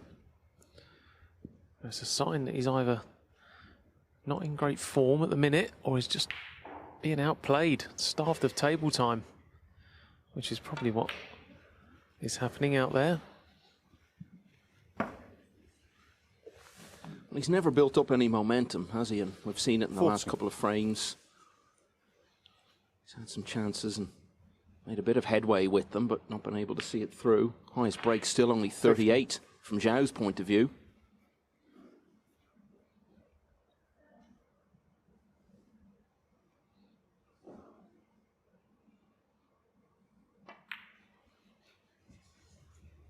We were talking earlier about the challenges that young Chinese players have faced to varying degrees over the years, coming over and basing themselves in this country. And also the fact that nowadays, with so many young Chinese players based in Britain, that certainly helps. But at the same time, you're away from the mates you've grown up with, from your family, from the things that you're used to doing, so there aren't as many distractions. And if you've made the effort to decamp to the other side of the world in a very different culture, chances are you're going to be highly dedicated, and the young Chinese players, as a rule, really are. Even when they're not practicing, they're spending a lot of their time watching old matches on YouTube. 28. It's just snooker, snooker, snooker at this stage of their lives, and we've really seen it over the last couple of years. We've been waiting a long time for big breakthrough from the Chinese contingent, of a lot of them doing well on a regular basis, and it's really only since the start of last season that that's properly started to happen. 35.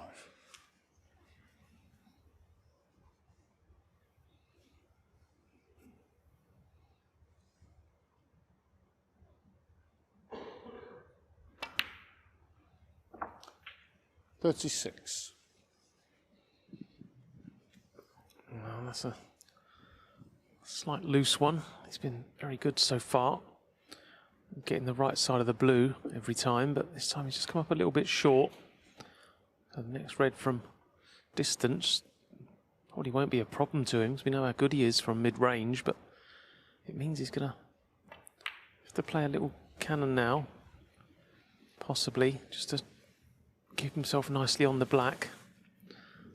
He's 40. Really know when you just start to drift away from your next ball, things can go wrong.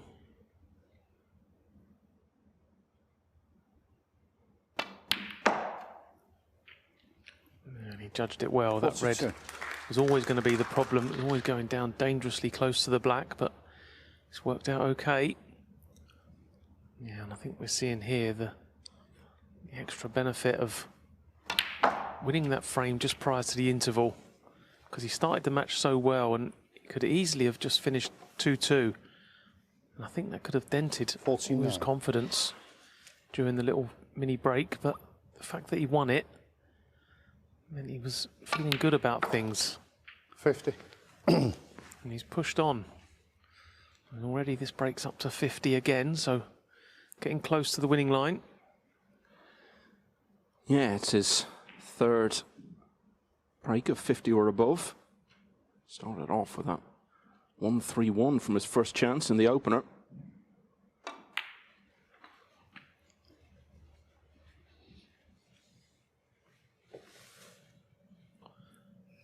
Well, 55. You can tell the way he just looked up there. That's disappointing. Always find that shot. You've got so much more room for error if you play the cue ball on and off the cushion. Just trying to run the cue ball down perfectly. You're always in danger of doing what Wu's done there. Play on and off the cushion, you've got a lot more room for error. And that's not in. So again, a couple of times, he looks like 55. he's for all the world going to go on and secure the frame, and he just runs out of position and slips up, gives Xiao Guodong a glimmer of hope.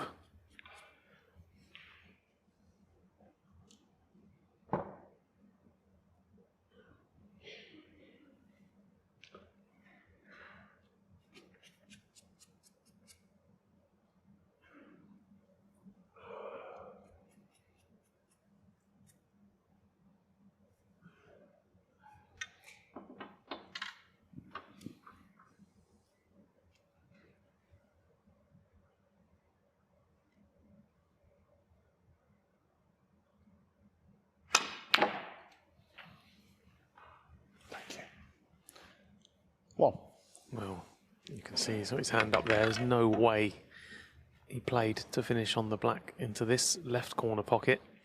He was hoping just to get the cue ball away from the cushion fractionally for the right corner, but that's landed quite nicely.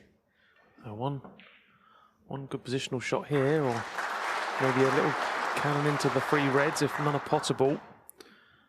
And a great chance to steal a frame. It's very similar to how the last few frames have gone, this one.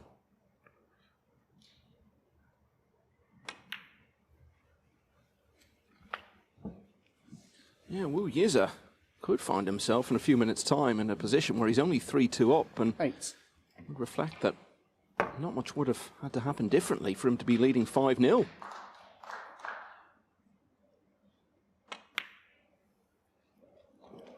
Nine. As I said, it's the first time Xiao Guodong has been in the Players' Championship in its current form, where it's the top 16 on the one-year list. He's become something of a regular in the World Grand Prix, the preceding event in the Players' Series for the top 32 of the season. He's only actually missed out on it once in the last 8 years. 4 times he's been in the quarterfinals, and one of those, back in 2019, he went on to the semis.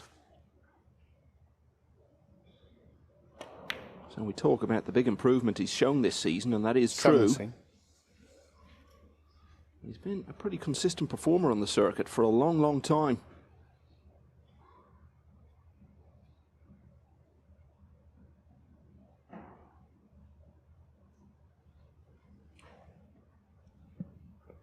Yeah, looking at the scoreboard here, I'm not entirely sure what he's thinking about. He's going to need a majority of the balls to win the frame at this visit. He's definitely going to need up to and including the pink.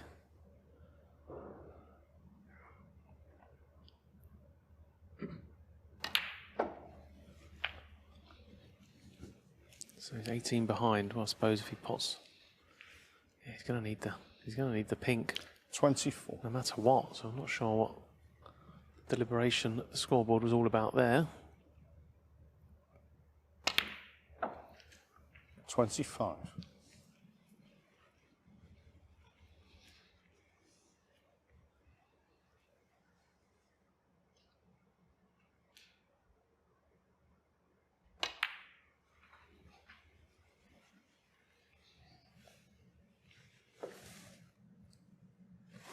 $30. So Yize must be kicking himself. 32. Going along nicely. Just one Positional shot away from leading 4-1. Xiao Guodong needing up to and including the pink, which reduces arrears to just 1 frame. Pink's off the spot, but not really posing a problem. It's far enough away from the cushion to be available into any number of pockets.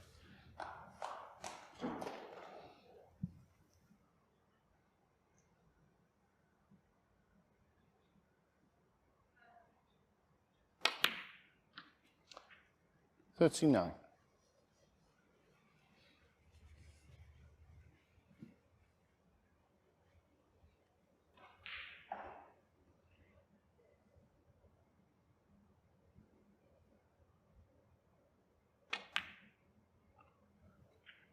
$44. So it's the 3rd frame in a row, which really could have gone either way. Wu was a big favourite. He was in play with 55. Mr. Testing red along the black cushion.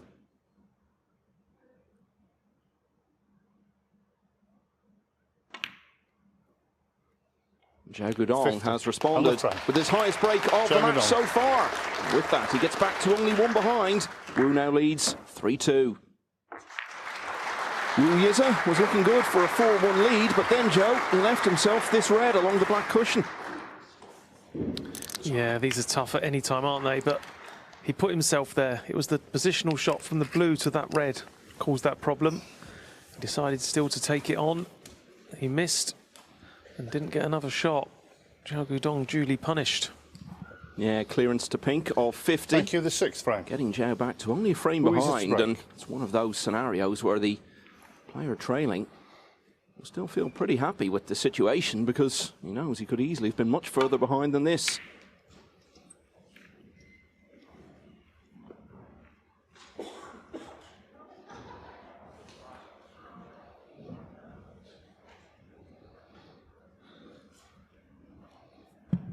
So once again, like we're an old record, this signed a shot. It seems to just appear pretty much every break off these days. Clip red into the right corner.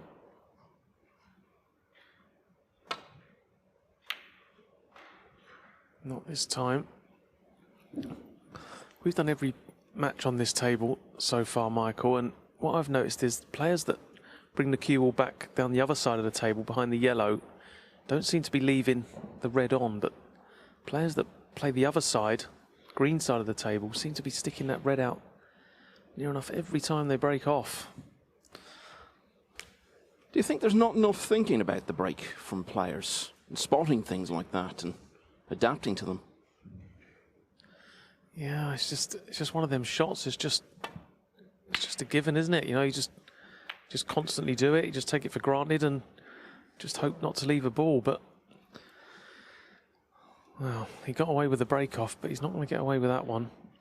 So you just wonder whether Wu Yize's just maybe thinking about the scoreboard a little bit. He's still leading, but he should be leading by a lot more than what he is.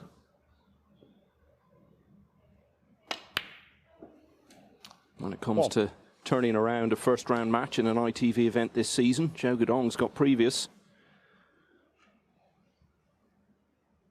By winning the Wuhan Open, he got into the Champion of Champions. Not only was he 3-0 down in a 1-4 in his opening match against Ronnie O'Sullivan, he hadn't actually scored a single point. I remember him later commenting that was all he was focusing on at that stage. Just get a point on the board and see where you go from there. 7. And then he absolutely dominated the next 3 frames. Won a close decider. Knocked out the 7 times world champion, and as we were discussing earlier, went on to get within 4 frames of winning the whole thing.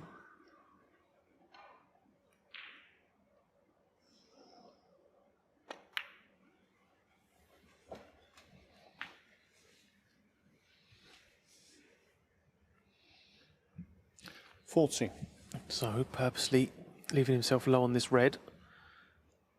Bring other reds into play here. Take the cue ball up for blue or baulk colour.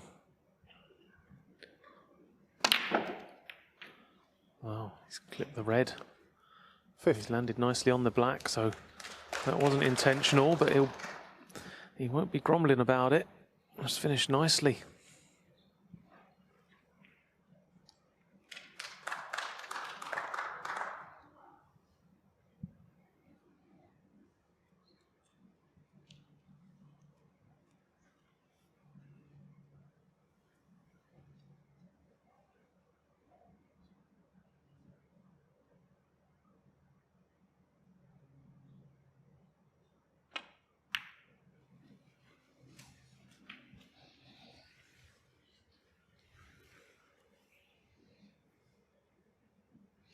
$22.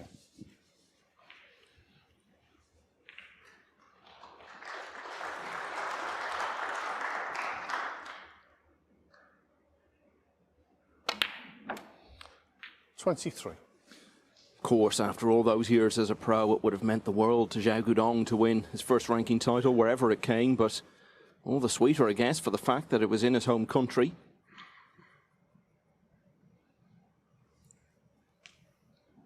There's a lot of healthy competition between some of the big cities in China, and a star comes through and achieves something big. It becomes a big local story.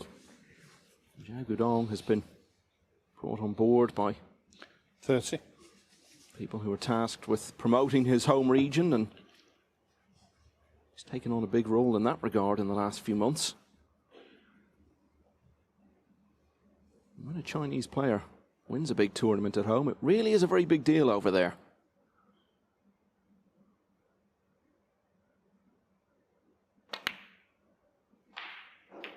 I know for you, Joe, you won your first ranking event 10 years ago, almost to the day, on the other side of the world, but I was there in Wales when you won there just a few years ago, and you spoke a lot about how it meant so much more because it was so close to home. Yeah, I think it's nice, isn't it, if you can do it in front of people that have sort of followed your career from day one. You know, mine being my family, obviously got me involved in snooker, and as pleased as they was when I won out in Thailand, they couldn't really celebrate it with me. Whereas when I did manage to win in Wales, it was all the more special because I was there on the day, watched the whole final, and was there at the end. So yeah, it's definitely nicer to do it in front of your closest friends and family. Because even though it's you out there on the table, it's a bit of a joint effort. You know, there's a lot of work goes into it, especially when you're younger. As a kid, you can't do these things. Well, I wouldn't be able to do these things without the support of my family. So it's a win for everyone, really. Yeah, you look at so many of the top players, and common thread running through them is family support. John Higgins is one who comes to mind, such a close-knit family that he came from. And even you look at someone like Ronnie O'Sullivan, who obviously has had his troubles in terms of his background and family problems, but as a youngster, he was given every bit of support, in a practical sense as much as anything, that he needed.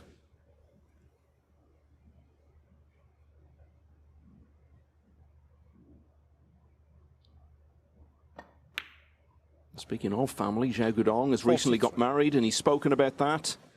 Says it's no longer just about me, and that's been a big part of his massive surge in success this season.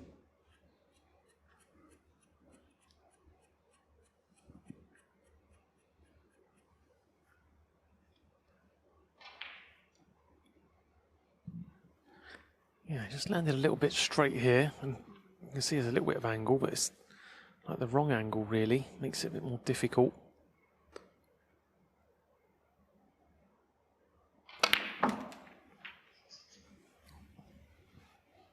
Looks like he's overhit this one slightly. He's still got this red, but he wanted to be straighter into the left middle. 50. It's just travelled a little bit too far, so playing into what we call like a blind pocket, where you're looking away from the potting angle. Always a bit tricky.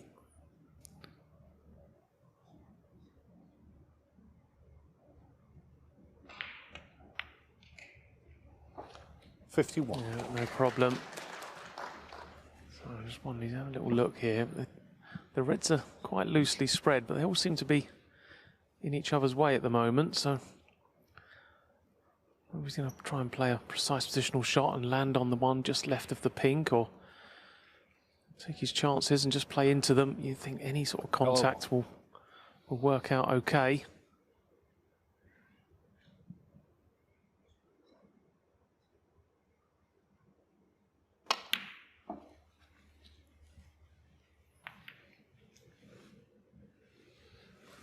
That's worked out very nicely. So it's his highest break of the match now, overtaking the 50 he made to clinch the previous frame.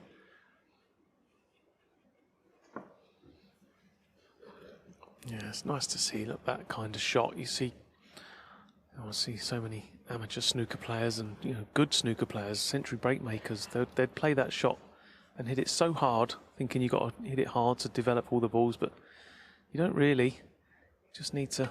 Little gentle cannon on one of the balls. Very unlucky not to land nicely like Xiao did there. Keep control. Try and take as much luck out of the situation as possible. Keep everything in your favour. Keep the odds in your favour.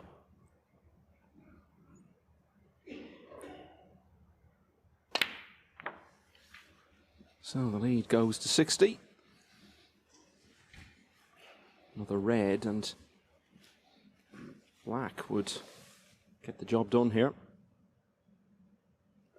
60.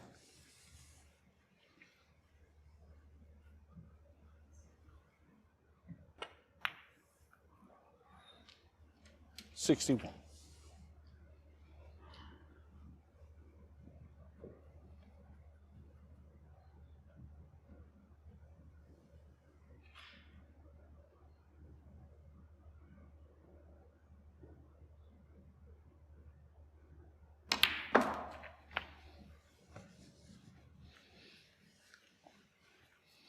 So how quickly it's all turned. He was staring 4-1 down in the face, and 68. Very little time, really.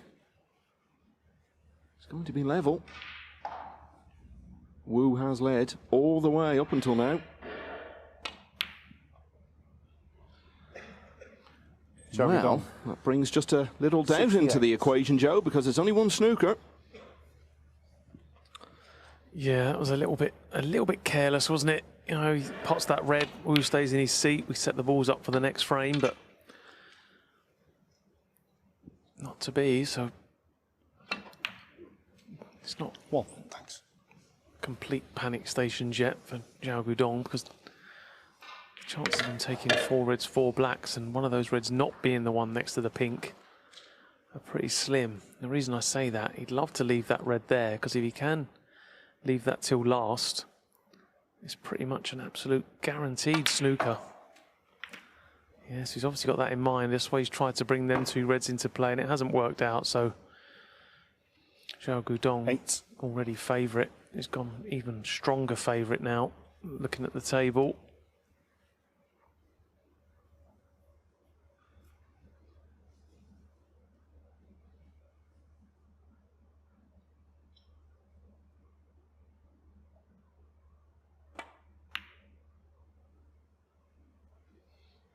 No.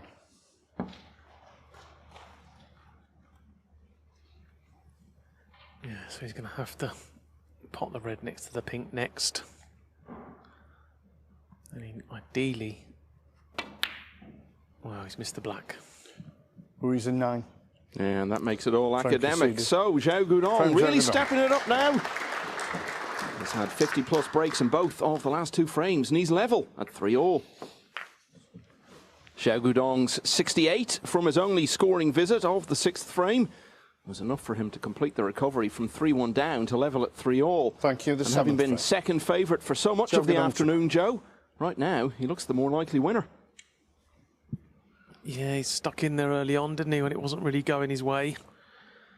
And now he's sort of turned this match round, back on parity. Yize are now the one. You wonder, can he just find another gear, get himself back into this match? He was very dominant early on.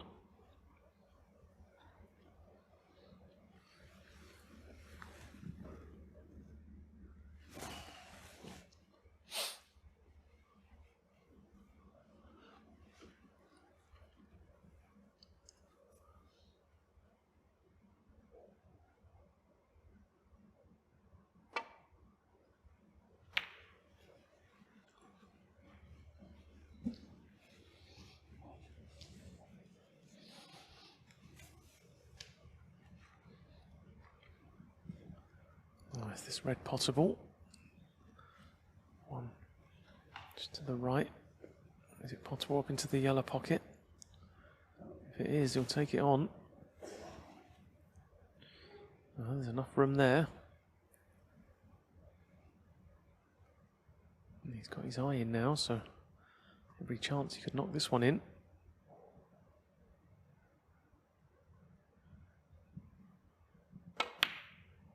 Oh, that's a long way off. Being so far away, he'll probably do well to get away with this one. And he hasn't, and this could be a very big visit now for Wu Yize. Lost his way just a bit in this match. Hasn't been behind at any stage, remember.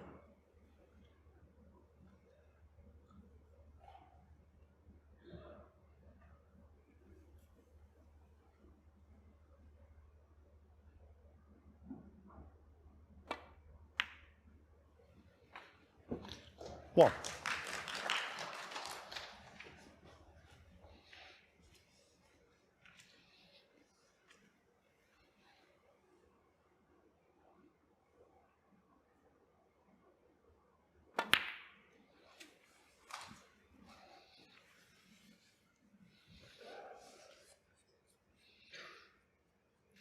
Eight.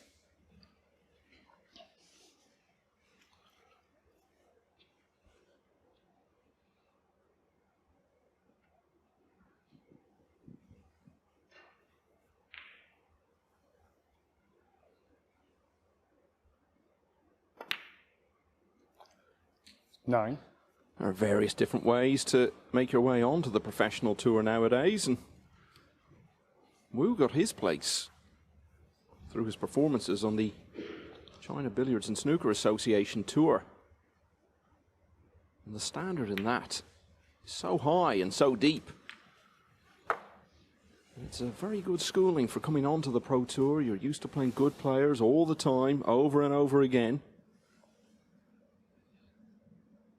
So many of the vast number of young Chinese who've arrived on the circuit in the last few years have been part of that scene.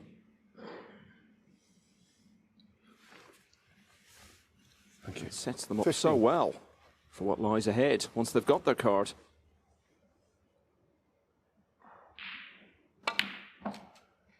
$16. You feel sometimes nowadays that some of the young British players who do manage to make it through aren't quite as well prepared because there isn't quite the depth in the amateur game in Britain that there used to be.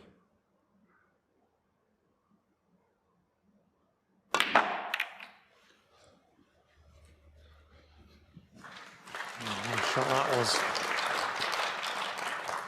I was almost 20. about to say, not sure he's got quite enough angle on the blue, but he managed to force it in. He couldn't have asked for much more from that shot. So we wondered whether Wu could find another gear and respond to the Xiao Guodong comeback. And so 22. far, that's exactly what he's done. It's just the only criticism of him in this match really has been when he's got himself in winning positions, just a slight loose shot. It's just, normally it's just a positional error. It's just caused it to go wrong. So really 29. knuckle down and focus, keep good control of that cue ball because he's playing well. Just tiny little mistakes creep in at just the wrong time from his point 30. of view.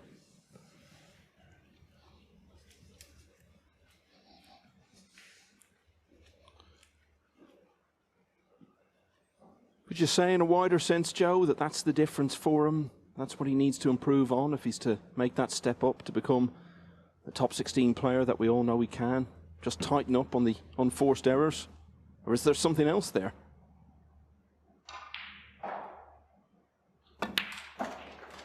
Oh, he looks like he's got everything you need to one day be a established top 16 player. Just the difference is with the very top players, they're just more clinical. When them chances, you know, when you create them chances for yourself and they come along, they take them more times than not. Whereas what we've seen today was just let his opponent back in. And again here, he's left himself a little tester. Again, he's just fell short. It just seems 37. to be a recurring pattern for Wu Yize. He gets himself in some lovely positions and then just a little loose positional shot. Yeah, and he's missed a couple of balls like that now this afternoon, hasn't he? Now it feels like an important juncture.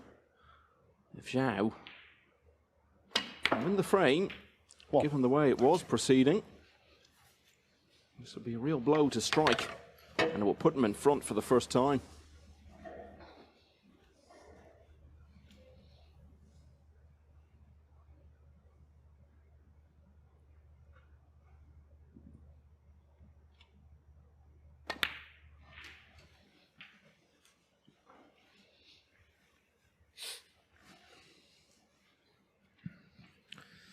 You know, I'm not saying it's easy to turn every chance into a frame-winning one. Far from it, but you asked what the difference was between the top players and the very, very good players, and that is it.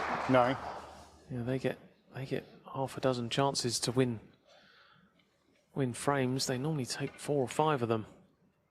Whereas Yize already today, he's sort of given 3 frames away that he could have won.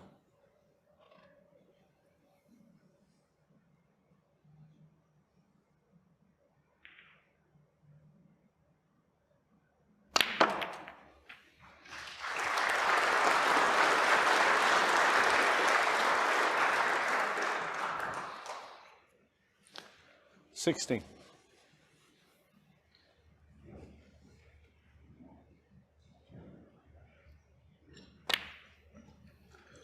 17.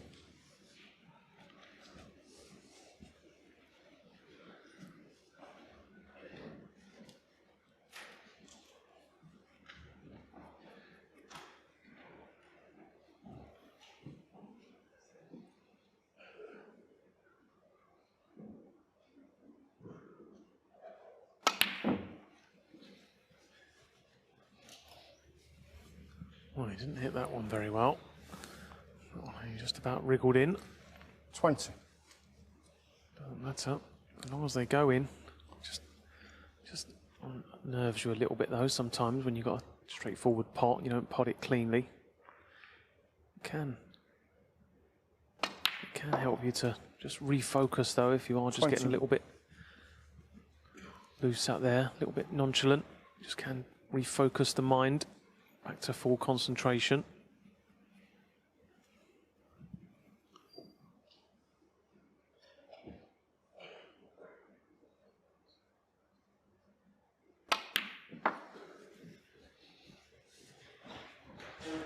Spoke earlier about how Wu had his big run to a final 24. earlier in the season and then managed to build on it, including getting to another final since then.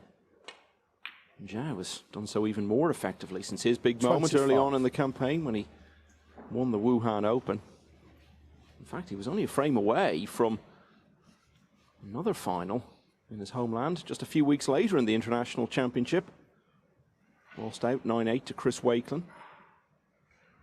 And that's one of 3 ranking semi-finals he's had since Wuhan, in addition to that final appearance in the Champion of Champions, which of course is a non-ranking tournament. 32.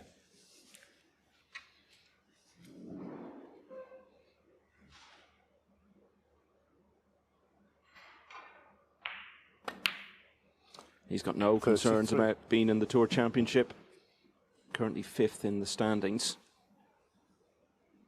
And there is another race within that, because remember the top 4 will go straight through to the quarterfinals.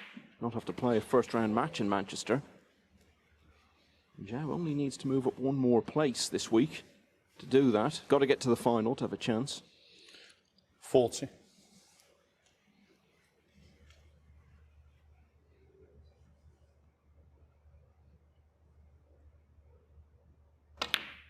So he's now hit the front in this frame. 40.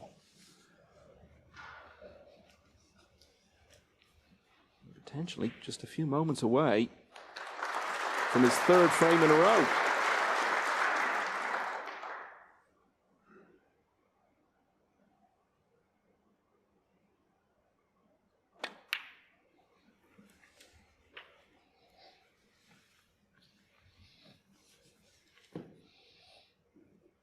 $48.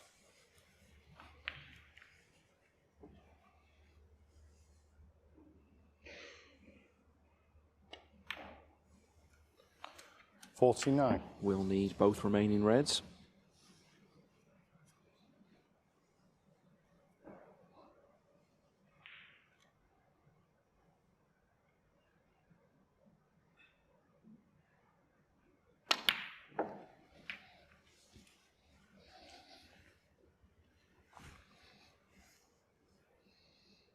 $56.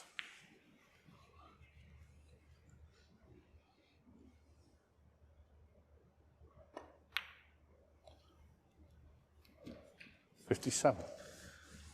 20 ahead, so black and the last red required. Left himself a perfect angle here just to drop in behind this.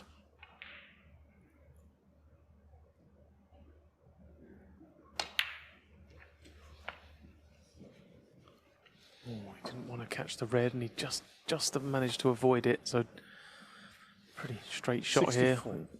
He'd like to follow the red with a colour, but don't take too many chances. Pretty good rest players we've already seen today. So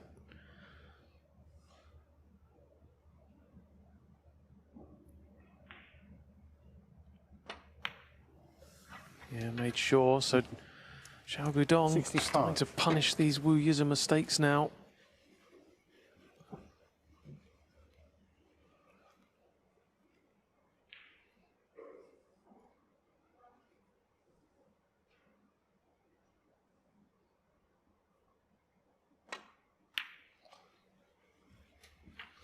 Yeah, just making sure of the black, which all but seals it. 72.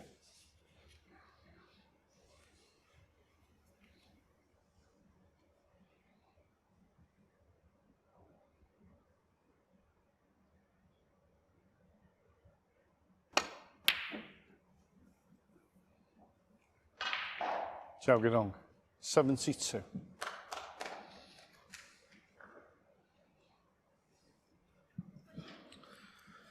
Oh, 35 the difference. 2 snookers.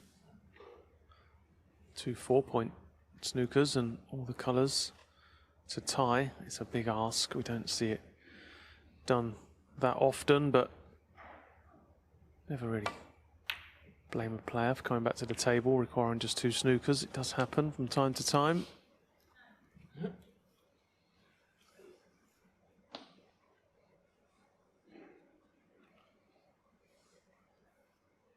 Yeah, and if nothing else, making Xiao play on in this situation for a few more minutes might just take away some of the momentum that the older player is building up now.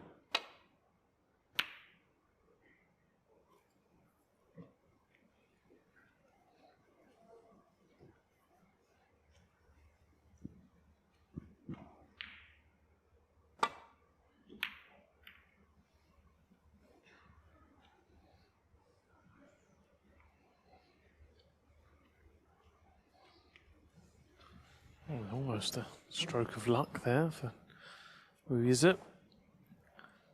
But what he has done, he's put the green close to the brown, so this frame does continue. Let's give him a nice target to try and get in behind.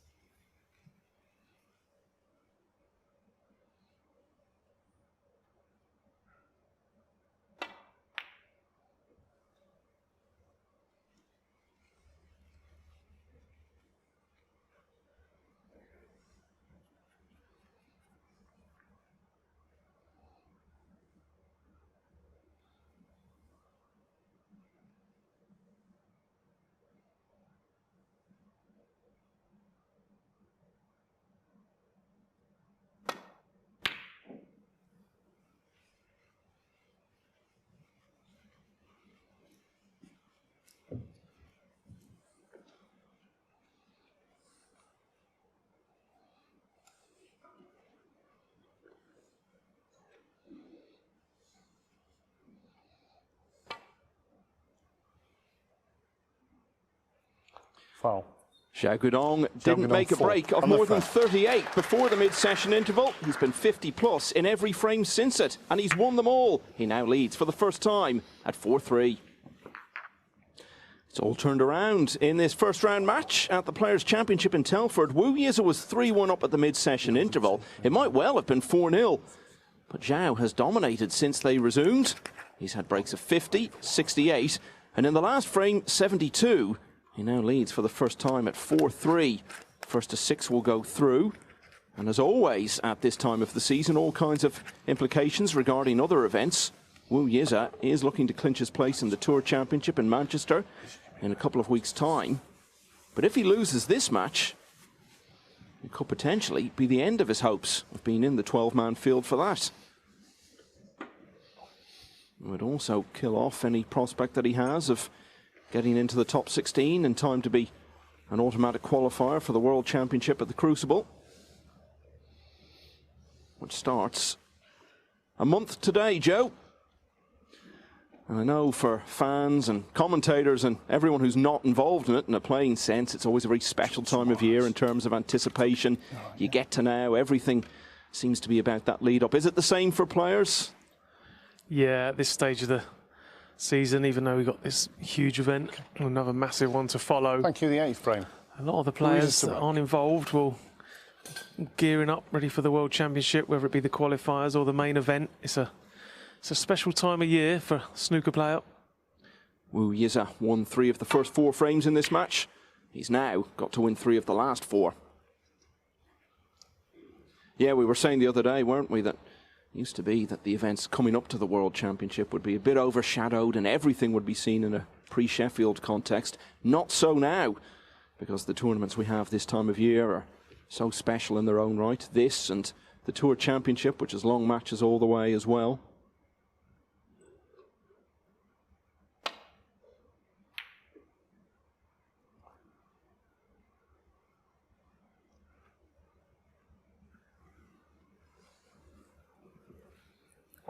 Yeah, this was close, wasn't it? I don't think there was any real attempt at the pot there. I think he was hoping the red would just cannon into the black to stop it heading towards this pocket, but it's not the case, and it's available. So Yize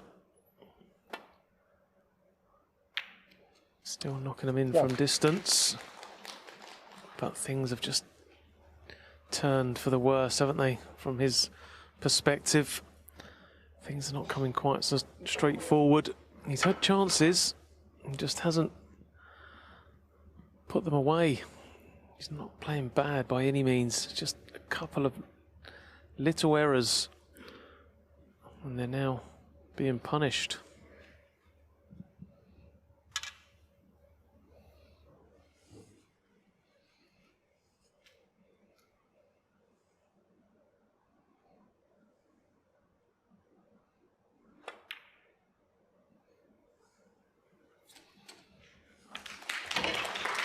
Neither player has missed a pot with the rest today. 7 for Xiao, 6 for Wu. And that was of the more difficult variety.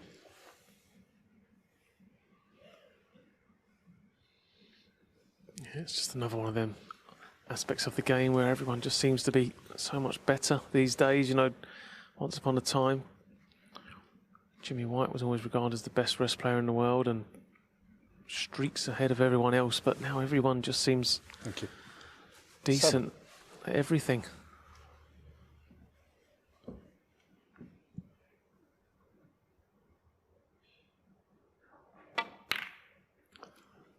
Eight. So that lovely rest shot he played on the pink, it's just got him back in nice position here. So we've said it for the last 2 or 3 frames. He keeps finding himself in these positions.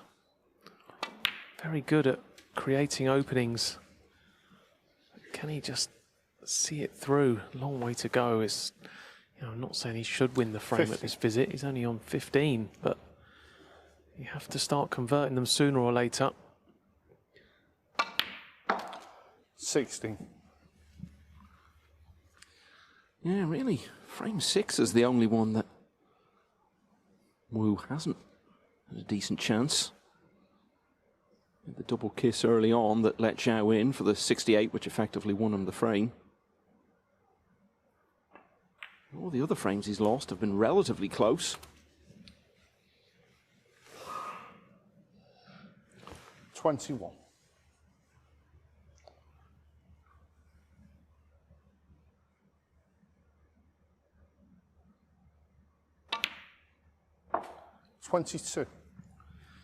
Yeah, well, Yize, even though it's easy to say and not easy to do, he should still be feeling good about his game. It's not like he's missing easy pots.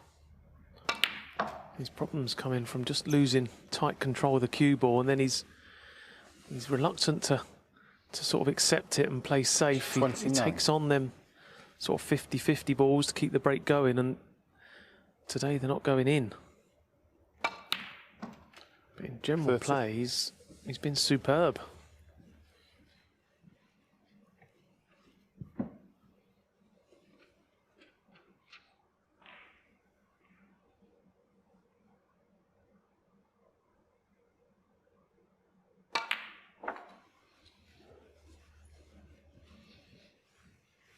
As I said, all the other narratives we've got with the Tour Championship and getting Crucible seedings, he's currently 22nd in the provisional standings for the World Championship, and the gap really to 16th is not massive for him, particularly if he can make it to Manchester in a couple of weeks' time. So if he becomes a top 16 player only 4 years after coming on tour, that's a massive achievement nowadays. Most players take a good bit longer than that. It's not like the days when, for example, our colleague Alan McManus got into the top 16 in only 2 years.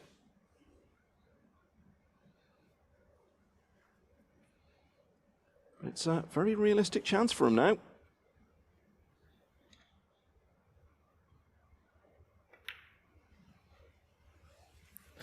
Yeah, that's quite an interesting point you make there, Michael. I can't think of too many that have got in the top 16 that quickly, getting on tour for the first time.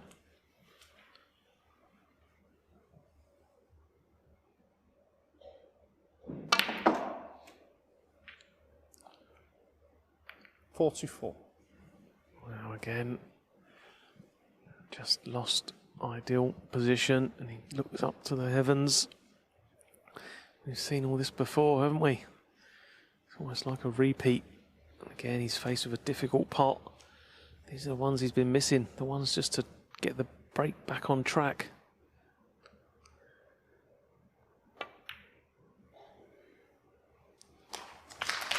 He's potted it this time, but there was no real heroics with a cue ball. He was happy to leave himself from distance. 51. Probably a wise choice with what's gone before. Yeah, I thought that was a good show of composure, even making the pot.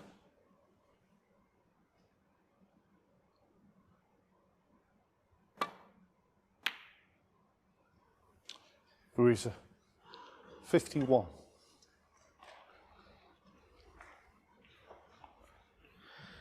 Yeah, we're disappointed, but it was a nice break of 51, and it's better to miss that kind of shot.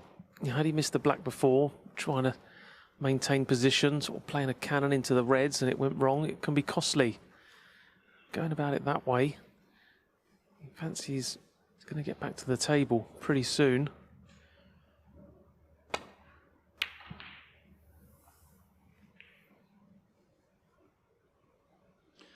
Yeah, that was Yize's 4th break of 50 or above already in the match.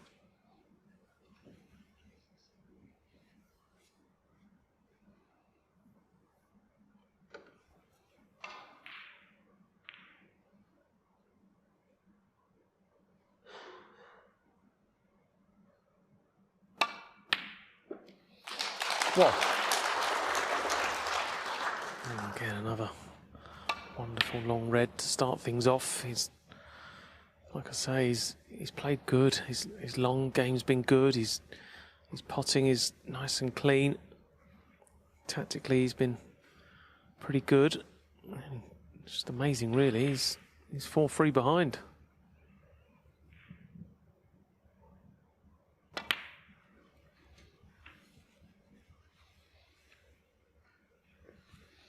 Yeah, you saw the long pot success there. He's got 8. 2/3 of them. I always feel that doesn't tell the full story because, of course, some long pots are a great deal more difficult than others, and some of the ones he has made have been particularly dazzling. 9.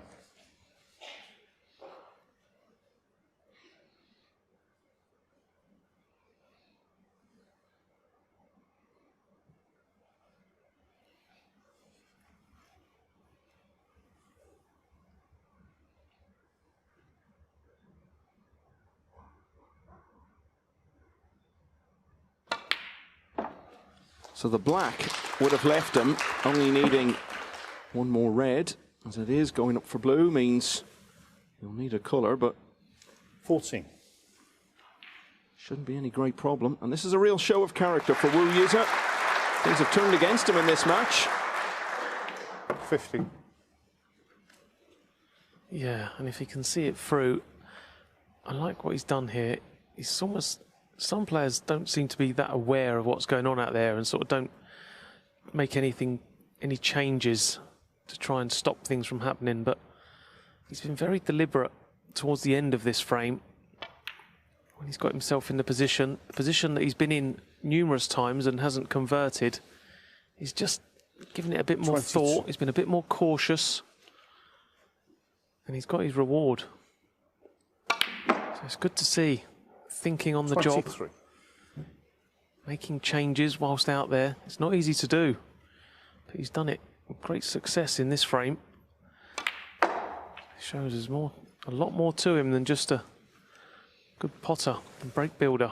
A very clever player. 28. Oh, great future ahead of him, that's for sure. 29. Talking about the prospect of him getting into the top 16 before the end of the season after only 4 years on tour. You think of Stephen Hendry, John Higgins, they both took 3 years. Ronnie O'Sullivan got there in just 2, as did Alan McManus, as we were saying. 37. But it will be one of the shortest times I think we've ever seen to break into that bracket since the world ranking circuit as we know it began about 40 years ago. 43.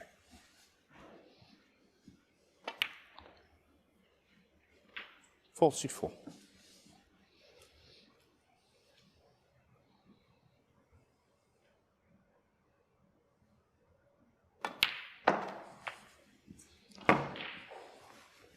So his 5th half century of the match and his 2nd in this frame. 50.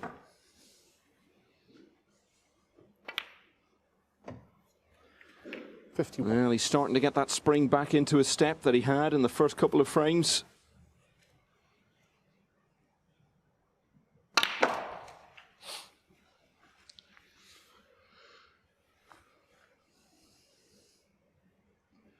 $58.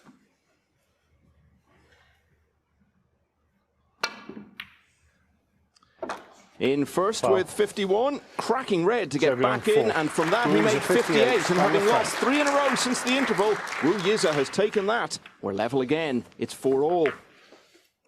Frame 8 was the shortest of the match so far. Xiao Guodong didn't pot a ball in it. A couple of half centuries for Wu Yize. 3-1 up at the mid-session interval. He went 4-3 down. Now he's level again. Thank you, the 9th frame. Xiao Guodong to break.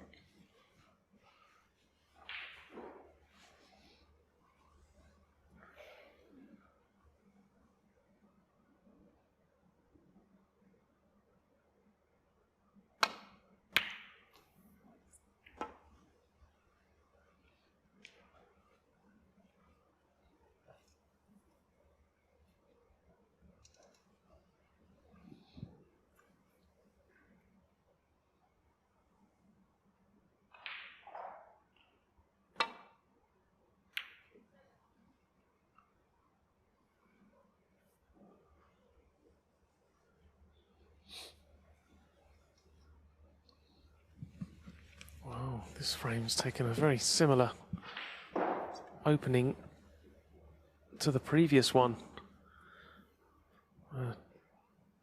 Well, Yize broke off, and Xiao Guodong's first safety shot pushed the red over this corner. It was pretty costly for Xiao Guodong. I just wonder how costly it will be for Yize. Similar sort of situation. Not many loose reds, but a very inviting target in a couple of shots' time. You can see the red up there near the middle pocket. If he chooses, he can just play on that pretty soon. That leaves him a lovely angle from the blue to open the reds. That looks like the way he's going to go.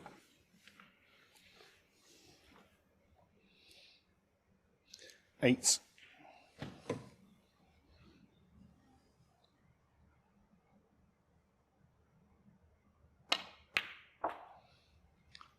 Nine. Well, I think his intentions were to leave an angle on the blue and go into the reds, but it looks a bit too straight to be able to play that now, so he's going to have to leave the red, the one that's just hanging out on the right-hand side. I don't think there's enough angle there, is there, to generate the pace to move some of these balls off two cushions maybe, plenty of topspin.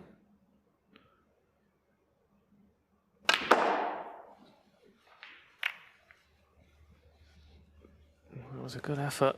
He's okay. It's not a certainty, the next red, but 14. Red up into the green pocket. If he wishes to come back for the black, you'd expect him to get a very high percentage of these.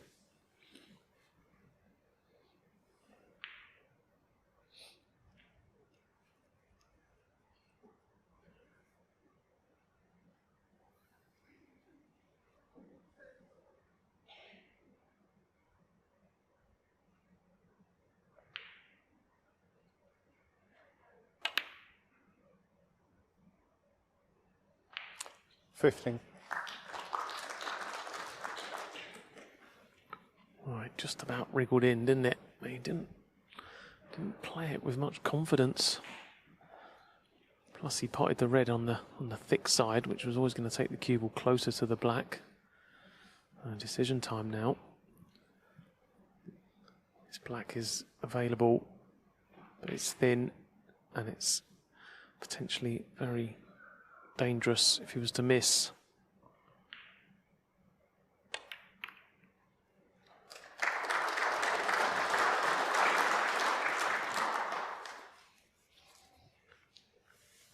You know, I think we need to do a bit of self-promotion here, Joe, because the reason we're showing these matches on ITVX, people have been saying for years, these are great events and we want to be able to see every match. And you look at what we've had on table 2 here. Okay, Williams and Ding on the opening night wasn't the highest of quality, but look at the level Mark Selby reached yesterday. The match last night between Sean Murphy and Barry Hawkins, and this has turned into a wonderfully entertaining contest as well. It's the last match of the 2-table stage. And I think we've seen over the last few days why we've started covering both tables. And the good news is we'll be doing it all again in a couple of weeks' time in Manchester.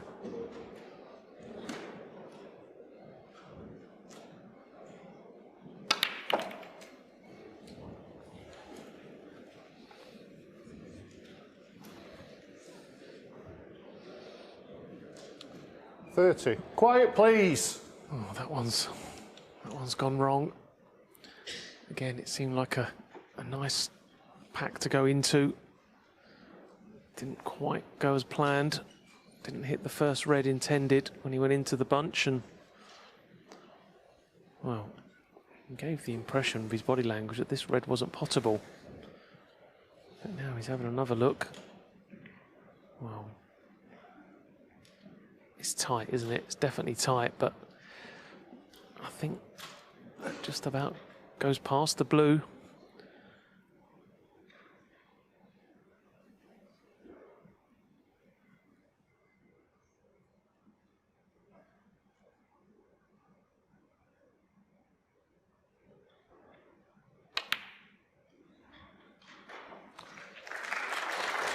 He's knocked in a few of those today.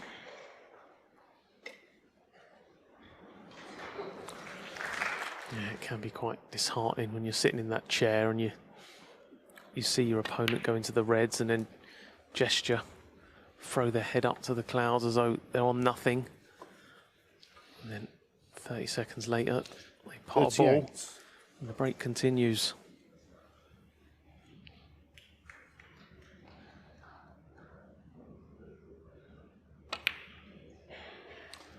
$39.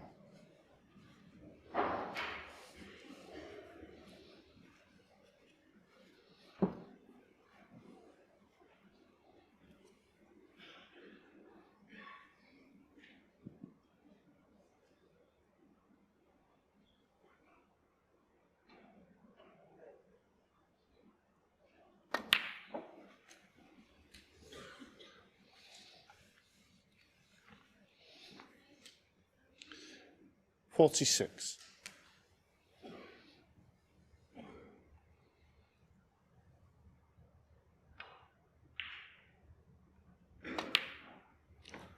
$47. Oh, has he just got top side of the blue? Just about.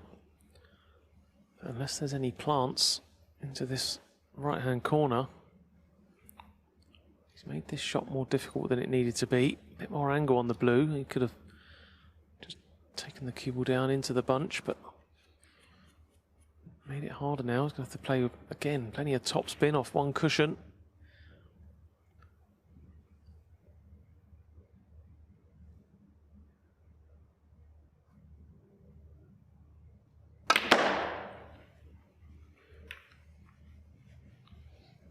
Well, this time it's not worked out. And this time, well, surely not again. He's looked up to the clouds again, so he's on 52. nothing, and now he's maybe spotted a plant. So this is agony for Wu Yize. Looks like he's coming back to the table, and maybe not. But the high standard continues, Michael. That's another half century. Yeah, his fourth since the interval. Hadn't even made a 40 break prior to that.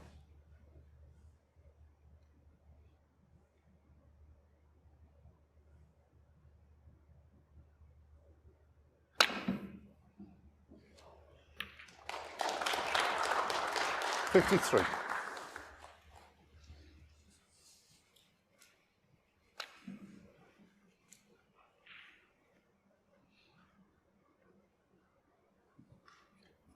Well, Wu Yize doesn't give much away in his demeanour and his facial expressions, but I bet I'd love to know what he's thinking, because a couple of times during this break it looks like the break's finished. Xiao Guodong just manages to keep it going. Brown ball. It's that stubborn refusal to leave the table that all the top players have.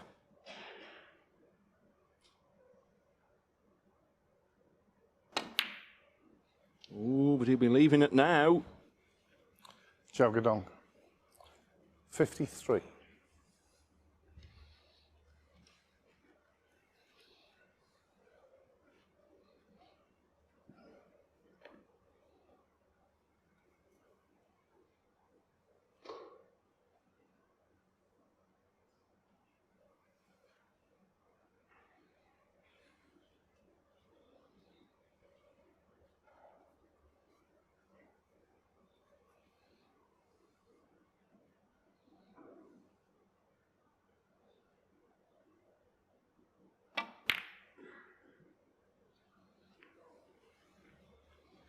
Only to return to us a bit sooner than he might have been expecting.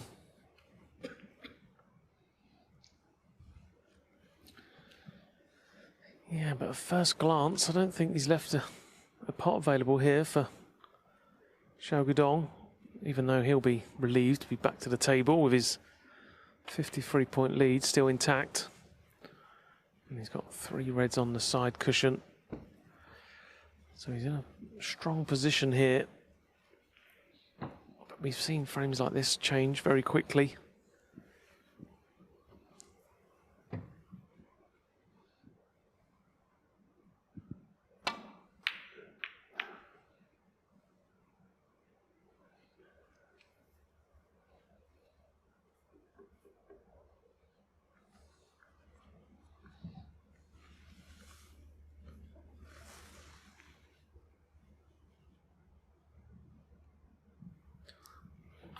Yeah, Xiao Guodong showing his appreciation for that shot.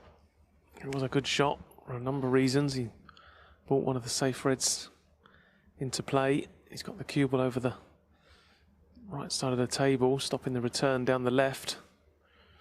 He's got Xiao Guodong in a bit of trouble.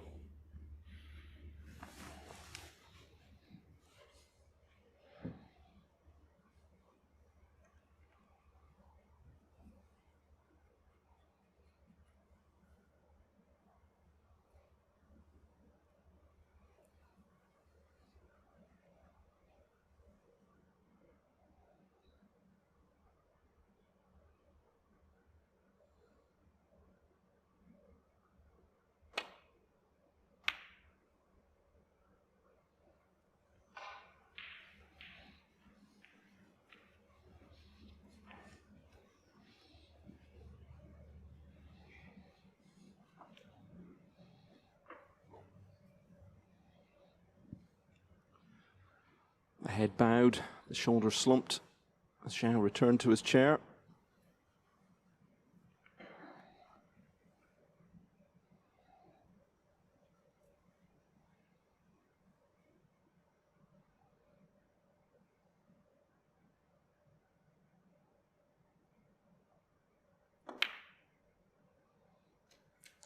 One.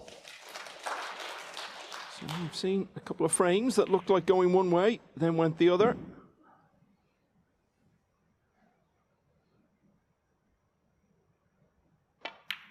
What a great time this would be for Wu to deliver another.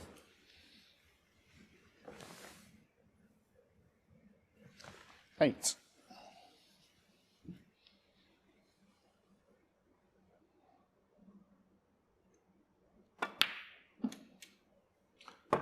Nine.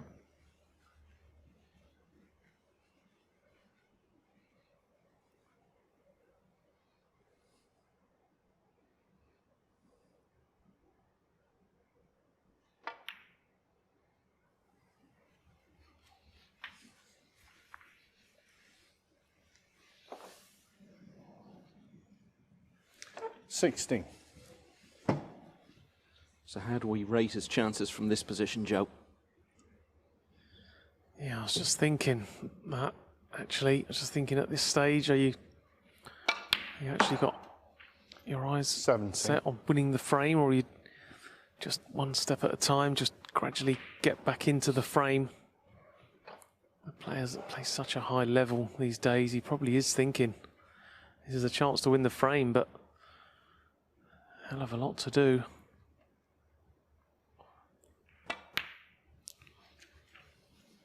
It does work in his favour. I was going to say, two of the reds are on the side of the table, are ideal for a right-hander, but he's not come far enough, so 24. he is going to need the long stuff here. As we've already said, this shot needs plenty of due care and attention. Yes, the players, for the most part, they knock these in, but slight misjudgment. And the pockets are not taking them this week.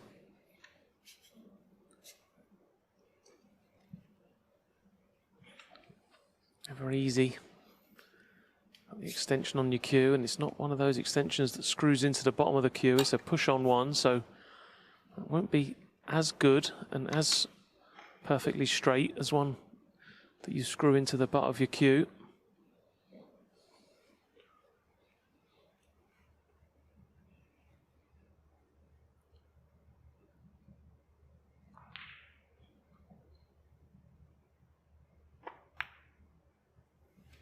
Yeah, but played that nicely, didn't he? Didn't take any chances, sacrificed the cue ball a little bit to make sure he knocked the red in.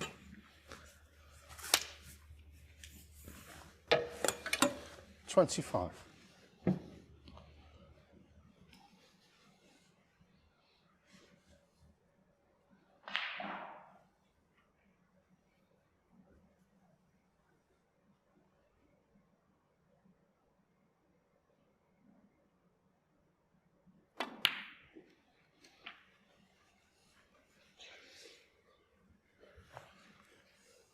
Oh, almost a mirror image of the previous 32. shot. Yeah, same again, just joking. Get all the stuff out again. You've got to keep his concentration here because this is all pinpoint stuff needed. When the balls are not right in the middle of the table, got to make sure you get as close to them as you can. Make the pot as easy as possible.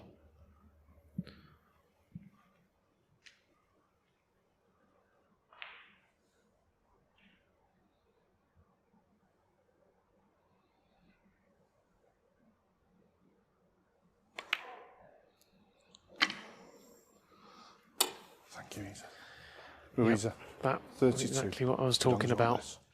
You won't miss many of those, but every now and then you'll just throw one in. It's easily done. Just catch it slightly thick. The pocket won't take it. First ball either player has it out. missed with the rest today. So as Xiao comes back to the table and assesses the situation.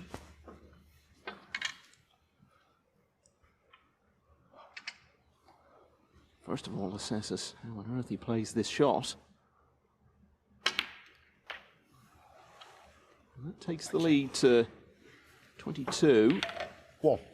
So black would be 29. He'll then need that red along the cushion, and that will get him to frame ball.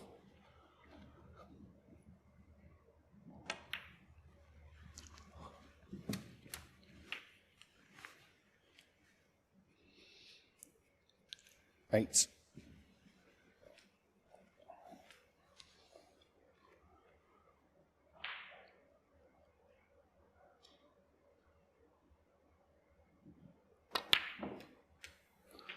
Nine.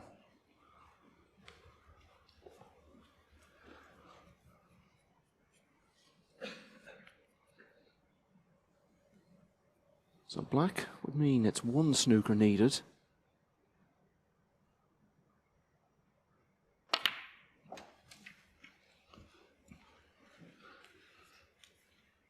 That's a tricky enough red, but he can just drop it in and that would pretty 60. much be job done.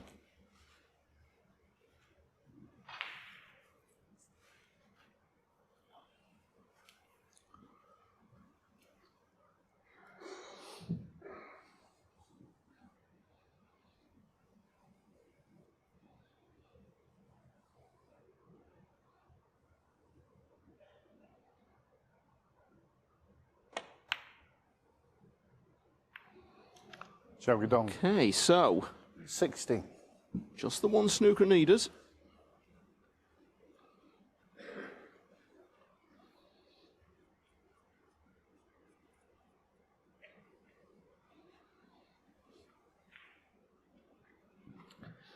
Yeah, you get a good view from this position, don't you? It's nice to. It's not nice for the players to miss, but it's nice, well, for me personally, to see these balls not dropping. The ones that are close to the pocket. A few tournaments throughout the season, occasionally. So then pots will go in, and it makes a hell of a difference. But the pockets this week, you can't fault them. This is how they should all play. For me, that's how I think the game should be anyway. Players are too good. Don't need any help with slightly bigger pockets. So, one snooker required. 8. Blue, pink and black, pretty much close to their spots. So often helps that little line of defence. So I say pop the yellow, try and get yourself nicely on the green to lay a snooker. 10. Oh, that's not ideal. You may get a snooker here, but it's not ideal. You want to try and control both balls if you can. Get the object ball close to a colour.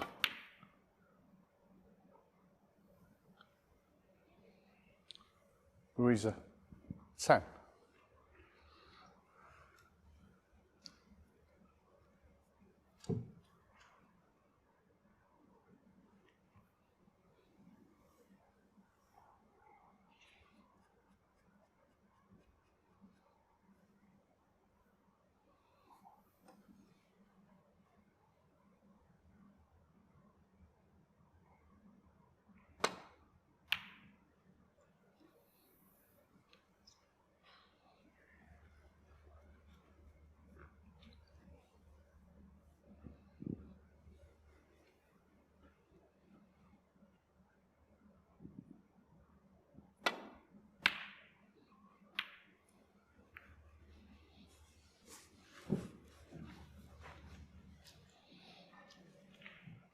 double kiss is always on that kind of shot when the cubing object ball pretty much straight in line to the pocket. Double kiss is nearly always guaranteed.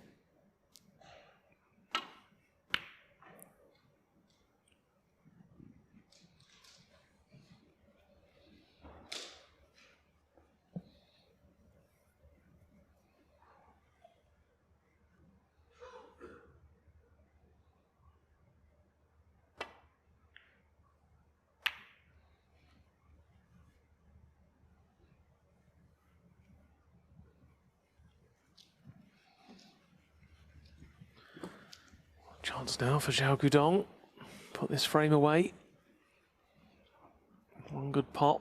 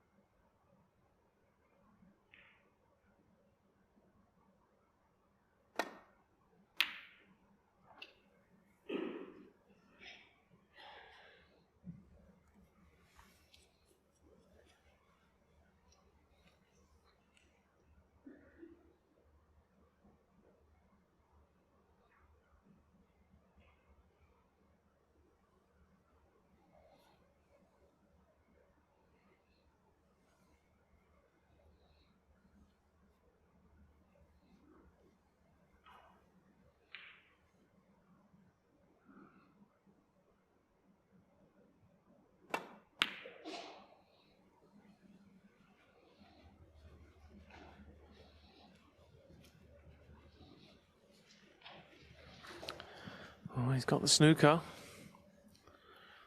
It's not a straightforward swerve, I don't think. I think the swerve is possibly on.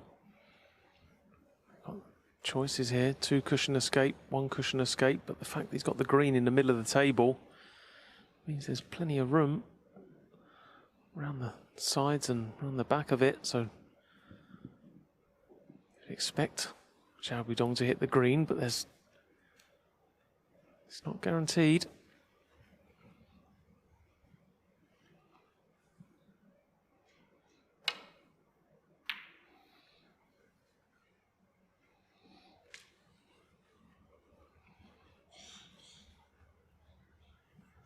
Good hit, but chance here for Wu to potentially lay another snooker.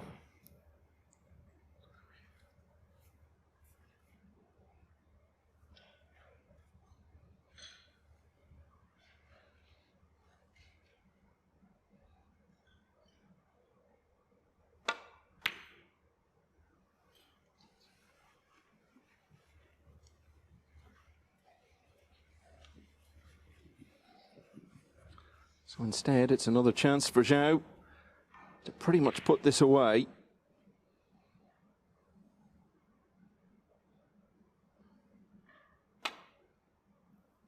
Well, keeping it nice and safe. There's only 1 snooker needed, so I guess it's not a time to be taking any risks.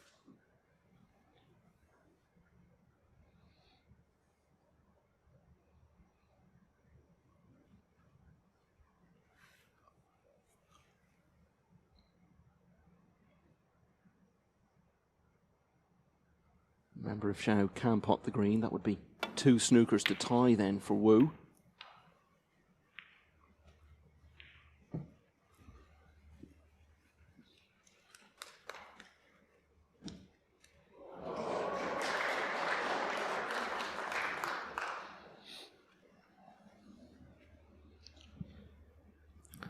Again, another snooker, but this time green close to the cushion, so much bigger target for Xiao Guodong. That's the thing. You need 1 snooker, but how many snookers have you got to lay before you find a telling one? Well, we're seeing here why it can often be pretty futile to carry on for 2 or 3 snookers. And you see just how hard it is and how much work you have to put in to get even 1.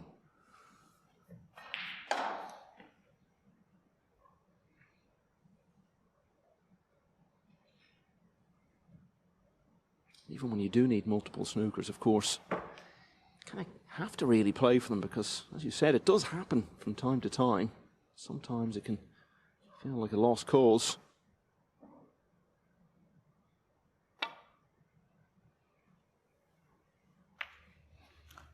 Three. Yeah, just looking now where that black is landed. That's a nice position for laying snookers. Maybe not on this occasion because he's landed pretty straight on this brown. So I may just look into maybe lay a snooker but get plenty of distance between the two balls. Make sure you get that object ball safe. You don't have to get a snooker every time, of course. You can just play a good safety. Oh, he's gone all out for this one. That was my point. You don't have to get a snooker. You can just play safe. Surely that's the end.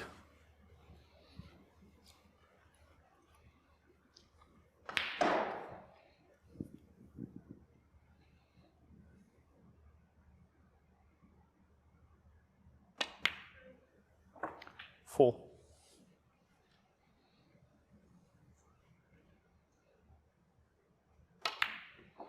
Nine. So it's another half century in this frame for Xiao Guodong. Missed the brown on 53. Wu Yize had a chance to turn it round. Mr. Red with a rest. Xiao got over the line and Wu tried to battle back into it. But in the end, the longest frame of the match so far has gone the way of Xiao Guodong, and he's first to get within one of victory. He leads again at 5-4. Wu Yize might have led 4-0 at the mid-session interval. As it was, he had to settle for a 3-1 advantage, and he's only won one of the 5 frames they've played since then. Now he's got to win both of the last 2 to stay in the Players' Championship.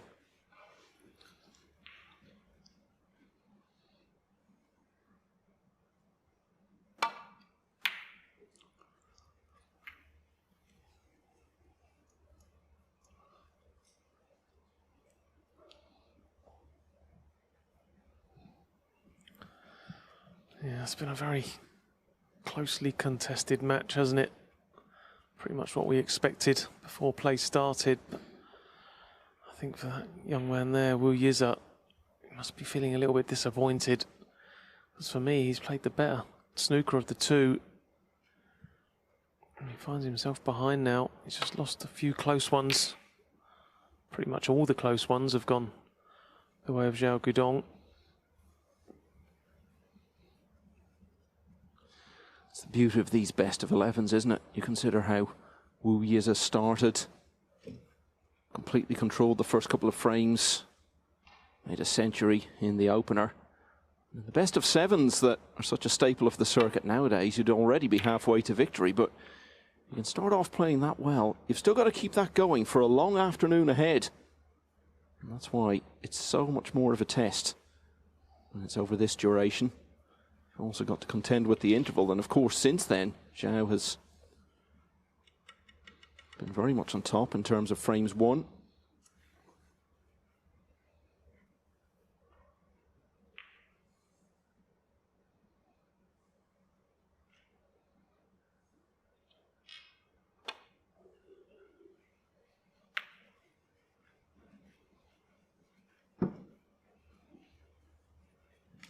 I don't think that's ideal. I think the red above the black's potable here.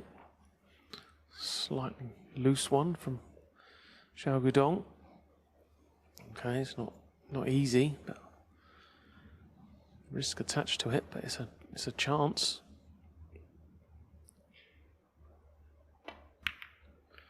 Oh, he's overcut it.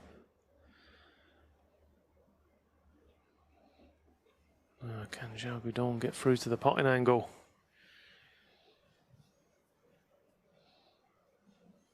Just looking at him here, appears not. Need to have a look at these 3 reds now.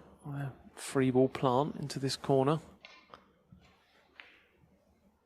Oh, they're not too far away, but 3 ball plant. First one's slightly offset, but the 2 closest to the pocket seem pretty set, so you might see him take this one on.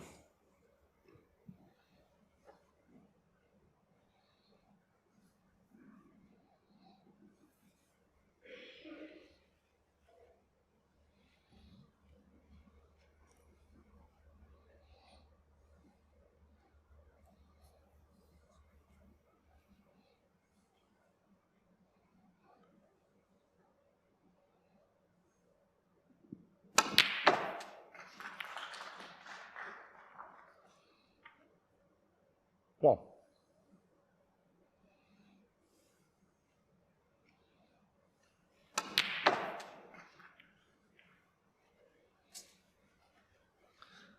Yeah, bump off the knuckle of the middle pocket, but where's that left him, Joe? Well, he's looking at the blue, and if the blue pots, then he can count himself a little bit fortunate, because blue's virtually unmissable. If it does go past the red, see the whole pocket there? If not, it's going to be yellow with the rest. He hasn't got to do anything with the cue ball. There's red over this right corner, so anywhere down this half of the table, it's going to be on something, and you think one real good positional shot. I know there's still a lot to do, but just look at the way the reds are situated.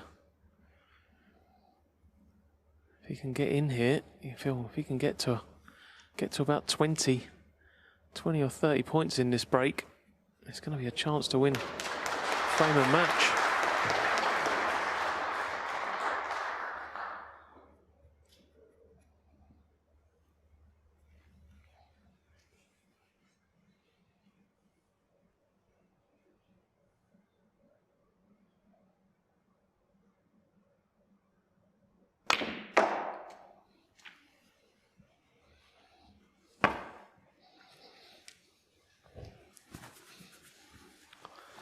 Yeah, he played it confidently. So, again, 6. A little bit fortunate to land there. When you're right behind the blue into the corner there, it is pretty much as straightforward as blue to the middle. But he's still a couple of good positional shots away from being ideal here.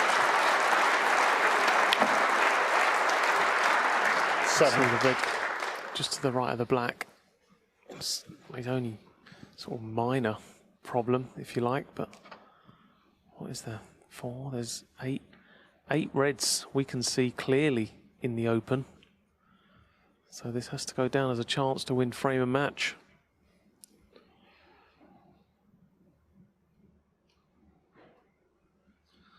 Xiao Guodong has spoken in very interesting terms about his early years on the tour. When he became a pro in 2007, there were far fewer tournaments then. Wasn't much money in the early rounds, and huge cost of relocating to the UK.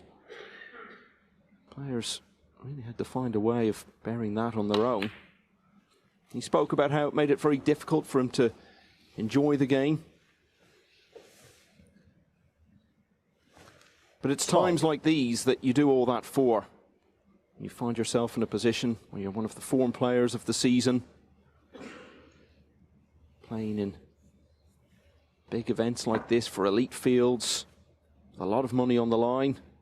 Whatever happens now with what he's won already and the tournaments he's set to still have to come, his earnings for the season going to be, at the very least, approaching £500,000. So all those years of sacrifice and struggle and perseverance, which for a long time looked like they might not pay off to anything like the degree they have. It's all come through over the last 6 months or so. And he has a chance here to make it through to yet another quarter-final.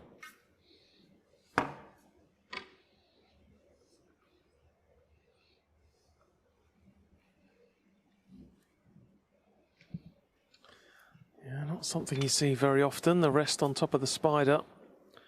Much easier to play using the rest as opposed to the spider, but you are much, much higher. Not the other spider, did he say? Yeah, So this one. He had enough height there to get to the cue ball, but he couldn't get close enough. So he's Which one?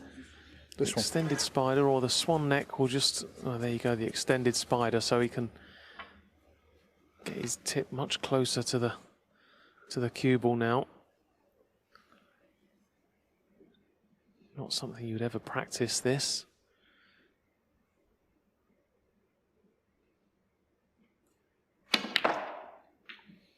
Yeah, and that was the problem, wasn't it? Trying to judge it. Oh, and again, he's been very fortunate. There's not been massive moments of good fortune in this match, but I do feel that what has been has largely gone the way of Xiao Guodong.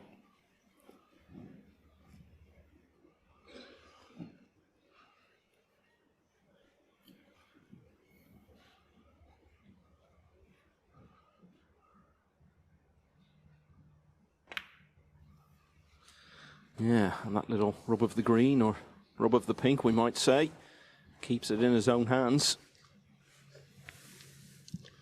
Yeah, little rubs like that. It's almost as good as a fluke, isn't it, really? You know, if that little nudge goes the other way, it's end of break, he's got to play safe, but couldn't have landed any nicer, could it?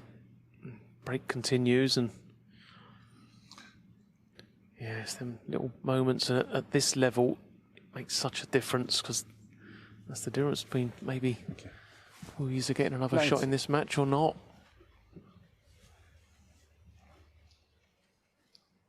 Yeah, fluke pot might not lead you anywhere, but a little bit of good fortune from a positional point of view can be worth 50, 60 points. 20.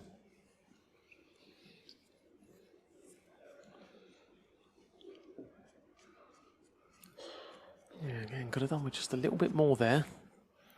I'd love to get the red just to the right of the black away as soon as he can. That really makes this a match-winning chance.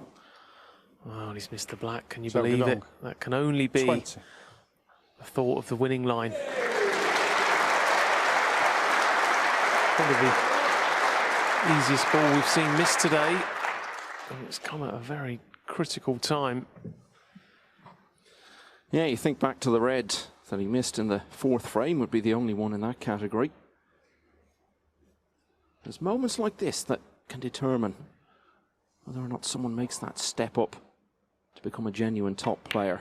On the brink of losing, looked like he might possibly not get back to the table, and suddenly thrown a lifeline. How do you respond in moments like this?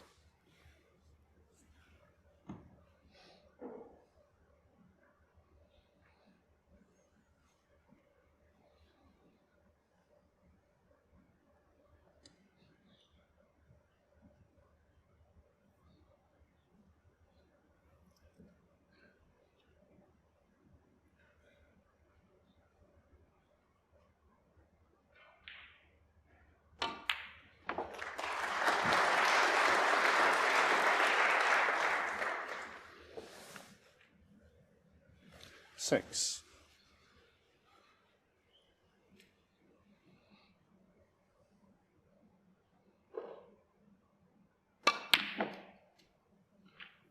Seven.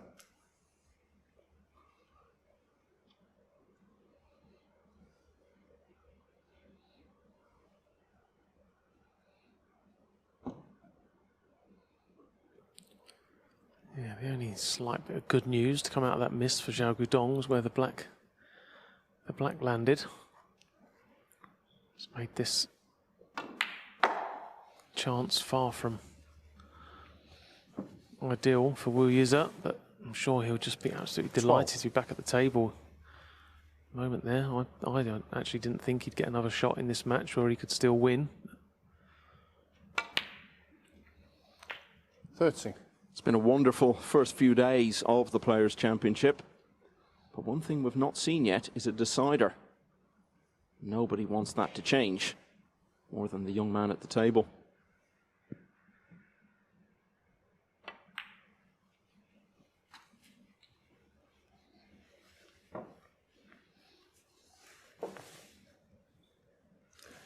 $80. Been really entertaining.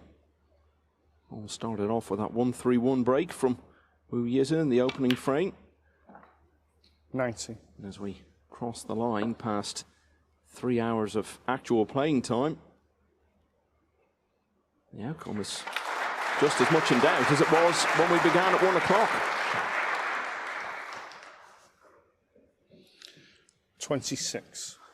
Yeah, and a couple of nice little shots there from Wu Yize. Didn't look like much, but 27. played positional shots. Sort of solved the conundrum of bringing the black into play.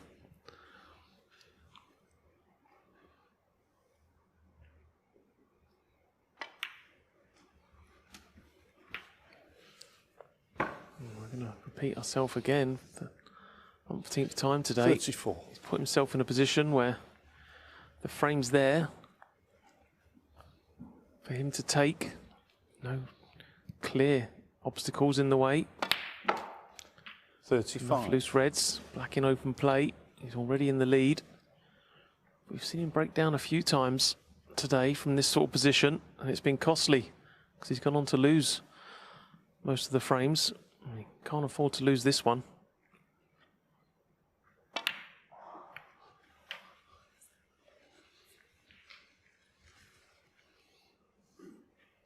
$42.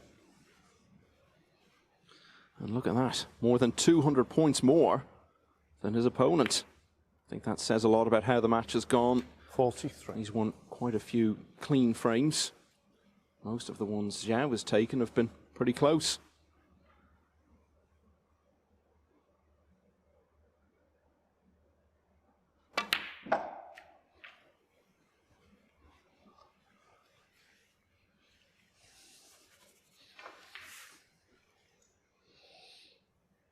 $50.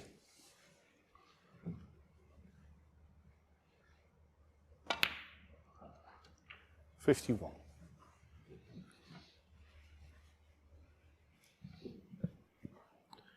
Blue takes the lead to 36. So red, black. We'll see him over the winning line, but I'm sure he'll be looking 56. to get a lot more than that. Red colour red would definitely seal the frame. 57. It's been a high standard, no doubt about that. 11 breaks of 50 or more.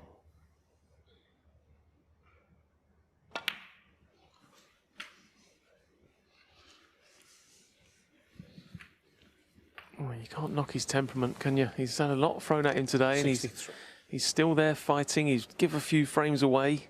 Could easily have dropped his head and, you know, 64. thought it's not going to be my day, but he just keeps battling away. It's great to see.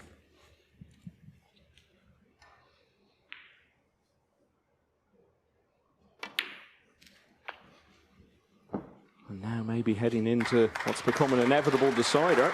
Perhaps the momentum is with him. 71. He'll go into it having won 2 of the last 3. Remember, he fell behind for the first time in the match at 4-3, having been 3-1 up at the interval. 72. And a very good chance now to get his 2nd century of the afternoon.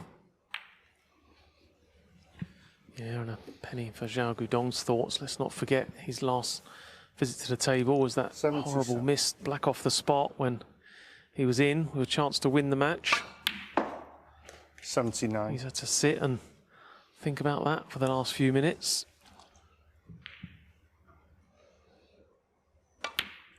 82.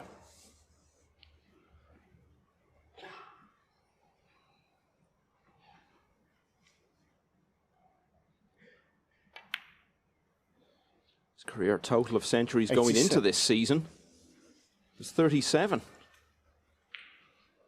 If he polishes these off, he'll be only 2 short of having achieved that tally in this season alone.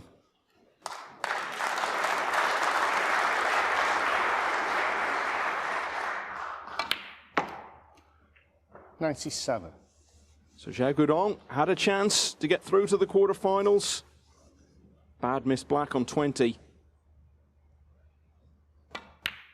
And great credit to Yize, who's cleared up from there with 104. We've got our first deciding frame finish of this year's Players' Championship. Yize is in good company here in Telford this week. He's emulated Judd Trump and Mark Selby in making multiple centuries in his first round match. But he still hasn't got the win. That clearance of 104 has levelled against Xiao Guodong at 5-all. And we have our first last frame finish of the week. And it all came from Xiao Guodong's Miss Black, Joe. Yeah, he'll be ruining that, won't he? He was in set for the win, and there it was. Absolute horrible feeling for any snooker player, but Xiao Guodong on the verge of getting into the last 8. Missed the black and was duly punished by a very, very impressive Yize. And the thing was, Xiao had to do some good work already even to get that far, and then goes and misses that. When he missed the black, it ran out of commission, which makes it all the more commendable that Wu managed to do what he did. So he's gone out to compose himself Wu Yize has now won 2 of the last 3 frames. Remember, he was 3-1 up at the mid-session interval. Xiao Guodong really stepped up on the resumption to lead for the first time at 4-3. A couple of half centuries from Wu saw him win frame 8 to level again. 9th could have gone either way. It went the way of Xiao, so he was a frame in front once more. The deciding frame. But Wu Yize, with his 2nd century of the afternoon, has taken us the full distance.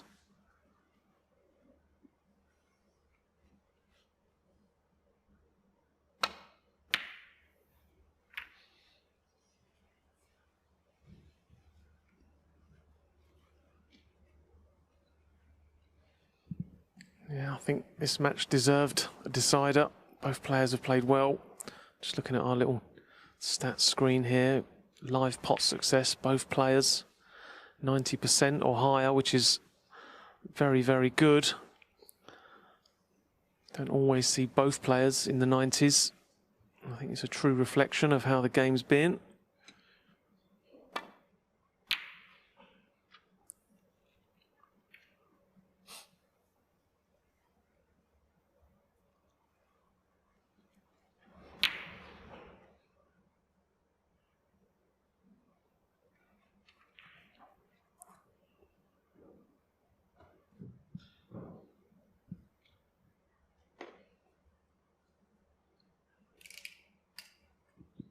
As fine a player as Xiao Guodong is, I think he would have got long odds at the start of the season that by the end of it, he would have reached 8 big quarter-finals.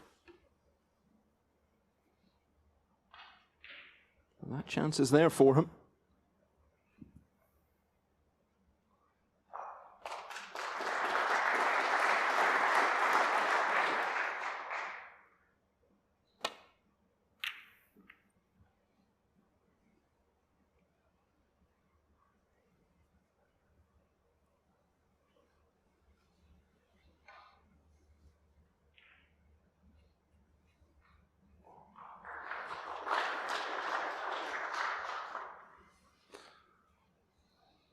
Wu Yize starts the decider, having scored 268 points more than his opponent, so even if Wu ends up losing the match, he's clearly going to be well ahead on total points, and as we've said, that tells you a lot about the nature of this contest.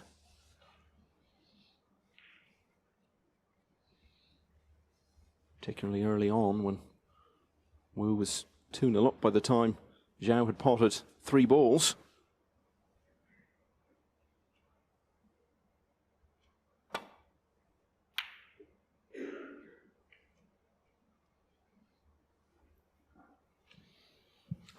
Well, that was a slight mistake. Caught the red too thick. Just collided into the other red on the way back, which just took all the pace out of the cue ball. A mid-range red here for Xiao Guodong. Obviously, the more positive you play this shot, and by that I mean just stunning it in, holding for the pink or blue, makes the pot easier, as opposed to screwing back up for baulk colour.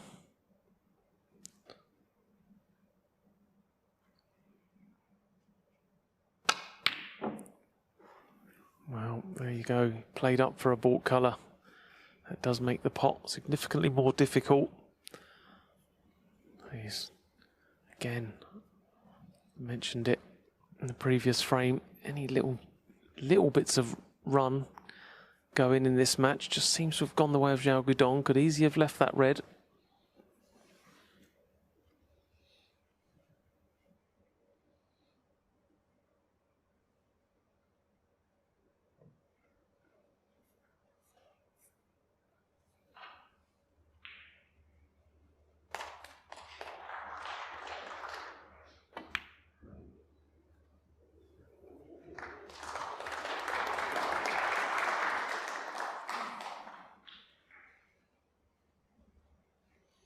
It's taken such a long time for Xiao Guodong to get to this level he's at in the game, and now that he has done it, 36 years of age, he just wants to wring every last drop out of it, capitalise on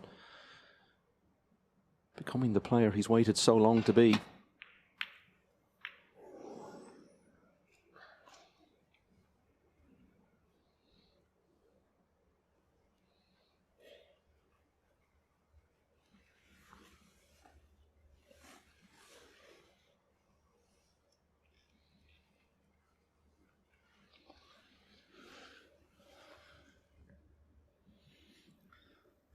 That tap on the table from Yize tells me there's not a straightforward return to balk here, so there's no pot available. It'll be a containing shot.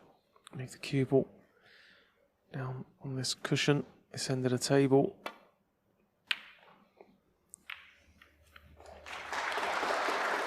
It's okay. Sometimes you don't have any choice but to play that kind of shot. You don't get your opponent any trouble. It just buys you another visit to the table. But you do give away the initiative in the safety battle.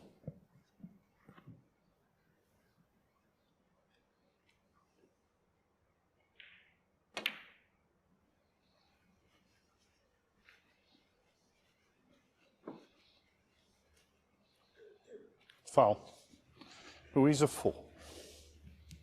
Well, he should have given away the advantage, but that was a bit of a mistake. I don't think it's going to be costly. Can't at first glance see any long reds available, but it was still an error. Foul.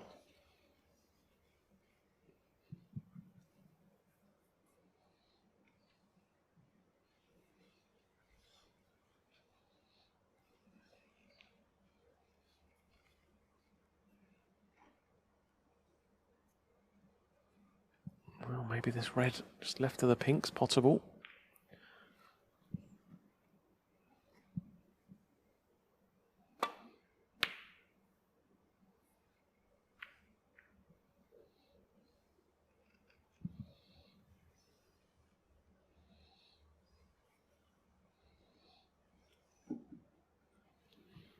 Bit of a cagey start here, Michael, to this decider. Typical deciding frame. Well, it's a bit like how we started the afternoon, because if you recall, we had a pretty long exchange before Wu got in with the chance from which he made that century in the very first frame.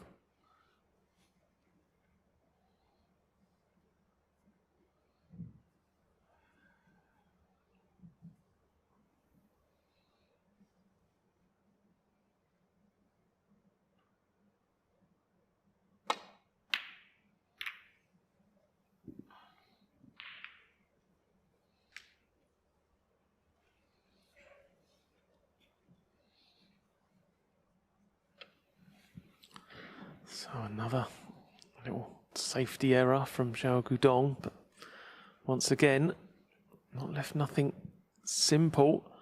There's a couple of reds to go at here, but nothing really too interesting. Yize, both very difficult pots and no guarantee of getting on a colour.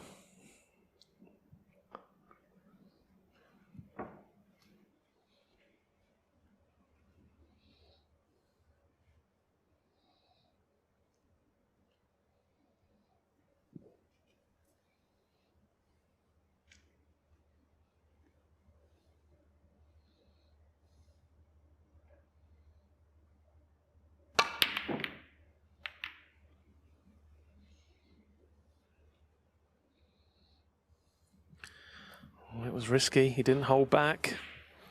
And just first glance, it might not be too bad a finish. Maybe it's Yize's turn to get a little bit of good fortune.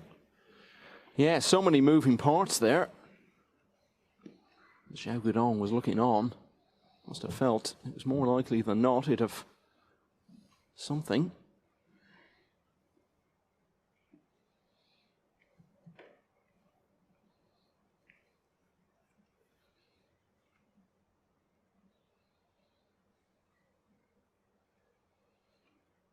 Almost 9 minutes in, all the balls still on the table.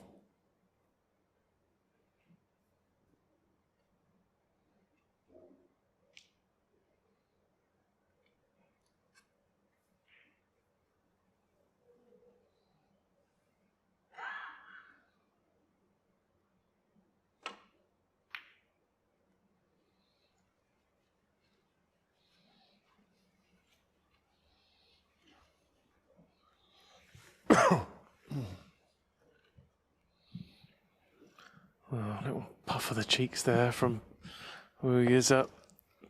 He looks like he's in a bit of bother here. Yeah, there's a couple of reds you can see, but Wow, so tough at any time. Can't see a straightforward path back to baulk, so he may have to decide that attack is the best form of defence here.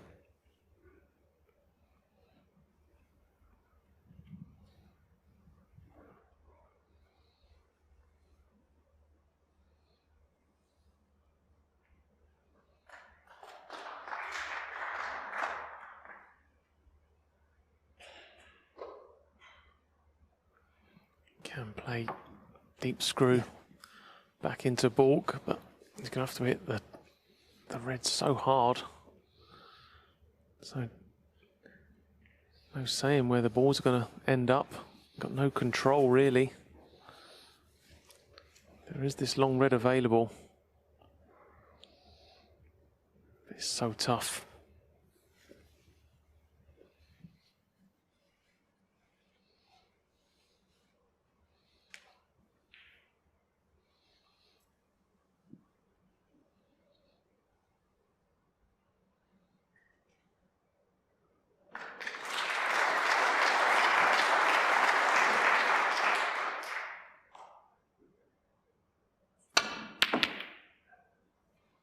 Again, quite a few moving parts. One of them might move into the middle pocket. What? What was that you were saying about rubs of the green, Joe? That's incredible, isn't it? He got plenty of work on the cue ball. He got the cue ball back where he wanted it, but oh, to fluke the red at this stage. Wow, it may only get him 1 point, but look what he's going to do to his opponent. Complete control of the table. I suppose if you're going to get a small percentage of luck in a match like Wu Yize has, you'd rather get it all at the end when it matters most.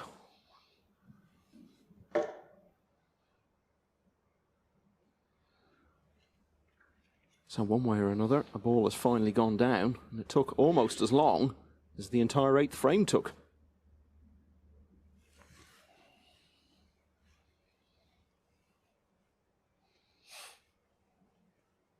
So what's his best bet here, Joe? Well,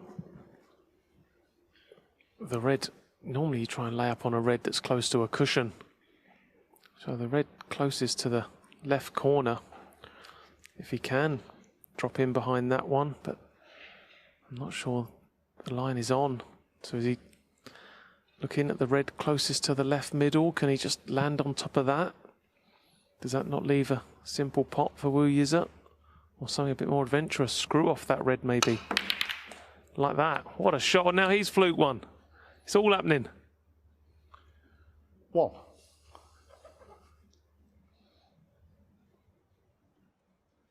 Isn't it amazing, all the quality we've seen today?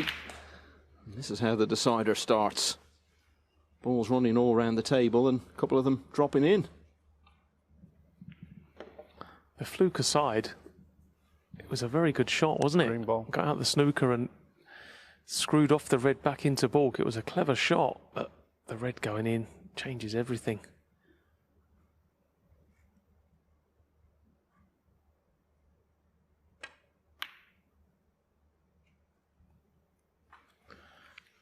And now he's got his second chance to win the match.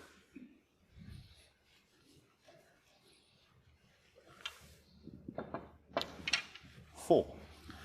Oh, that's incredible. For all the skill it takes to play snooker, there is always that little bit of luck that plays a major part. Thank you. 5. Okay, still a lot to do, as we've said numerous times today, but just look at the way them reds are spread. That is incredible. Well, it tends to be the case, doesn't it, when you have a lot of safety and nothing going down early on in a frame. By the time someone gets in, the balls are so spread around that first proper chance is usually a really good one.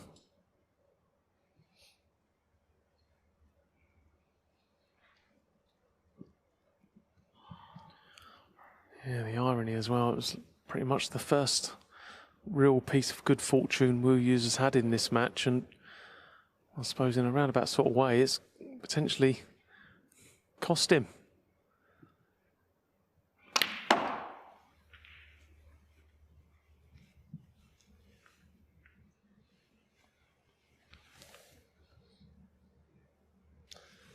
9.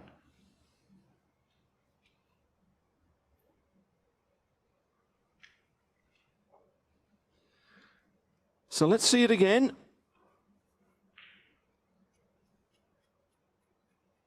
Trying to get out of the snooker. A lot of balls moving around. How important is that going to turn out to be?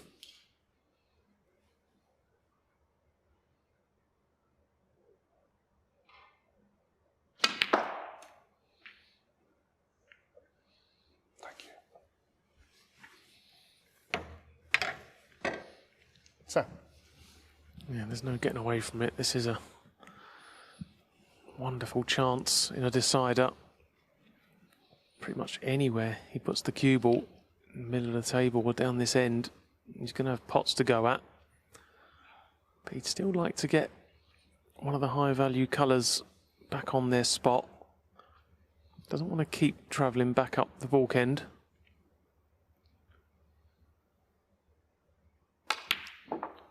You feel as soon as he pots a red and gets on the black or something similar, it's a gilt-edged chance to win frame and match. He had one in the previous frame, let's not forget, and missed an easy pot.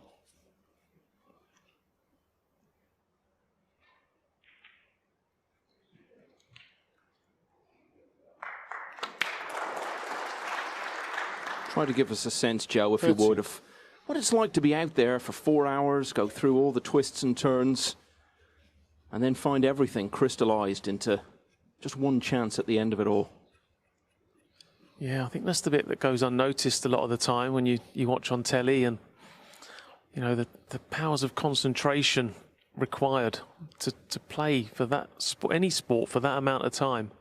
Okay, we're not running around and getting hot and sweaty, but to concentrate for that amount of time, and any mistake you make is potentially your last.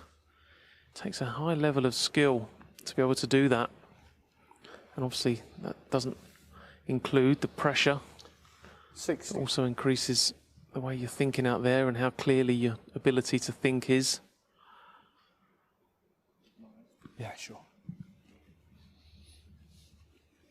Xiao Guodong is gradually knocking these balls in, but still yet to find that ideal link to getting the pink or black back on its spot.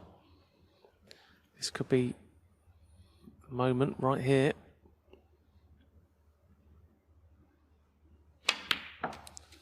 Thank you. Now he's down the business end, the high scoring end. 70. Fancy. This could be the beginning of the end for Wu Yize. It's a horrible way to lose a match. It's been a great match, and if he does end up losing it off that fluke, that's even tougher to take.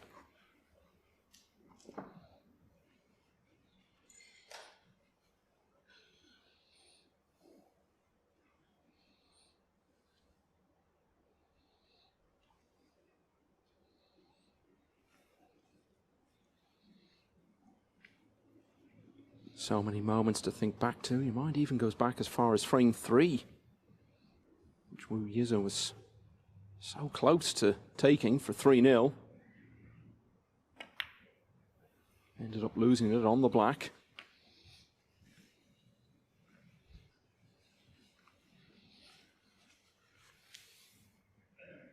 And it's a real epic best of 11. If you have a best of 7, it can all be over quite quickly, and might not be a great deal to say about it, but over the course of 11 frames, there are always going to be stories to tell, pivotal moments and frames. This match has had much more than its due share of those. Yeah, but you get the sort of feeling, having watched every ball in this match, that pretty much all the bad beats in this match have gone the way of Wu Yize. You know, can't think of many occasions in this match where we've said Xiao Guodong on the verge of winning has had a frame pinch from him. It always seems to have been against Wu Yize. If he watches this match back, I'm sure he'll see that maybe this game shouldn't have gone to a decider. He could have won this match much easier.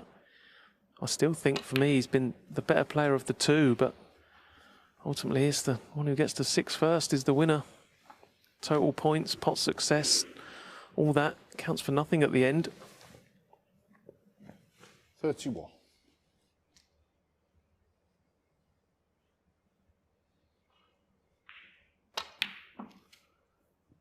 $32. He's always been a very respected player. About a decade or so ago, as I was saying, he was getting into the conversation as a potential top 16 player. Was one half of the first ever all-Chinese ranking final in Shanghai in 2013. Lost to Ding Junhui. Went on from there to have the best season of his career. And that's what Xiao Guodong is doing now. He's been transformed as a player. It's been relentless, his success throughout the season. A career that's had plenty of good tournaments, but very few instances of stringing several of them together in close proximity. That's all changed. 40. He could be about to deliver another big moment here.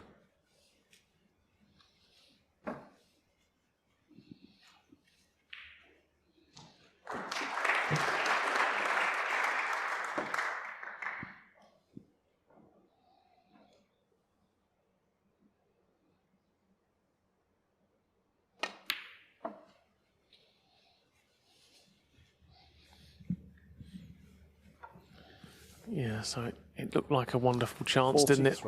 After he fluked the red and potted the initial good green in the middle. But you've still got to take them. You've still got to hold yourself together. And he's took them quite nicely, and now 44. Now he's in round the pink spot. Just a few more little soft stuns and screws and straightforward pots, and he'll be over the line. And go down as a really good win. And I think you tend to win these matches when you're having this sort of season that Xiao Guodong's having. When things aren't quite going your way. I'm sure in previous years gone by he would have lost this match. Things are going well. And like you say, you've 50. got to capitalise when things are going your way, because there's many seasons in this game where they don't. 51.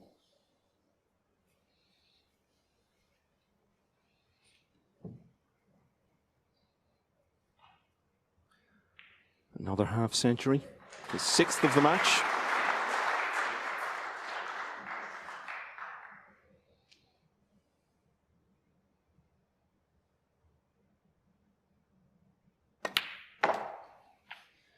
So in many respects, it's going to be the reverse of their only previous meeting in that Scottish Open semi-final earlier in the season. 57.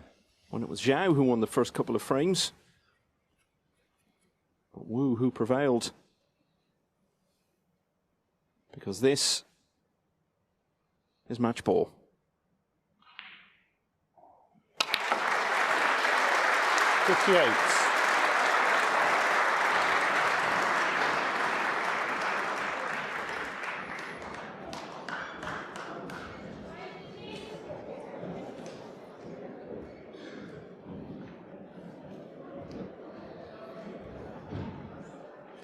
Wu Yize, really still in the very early stages of his professional career.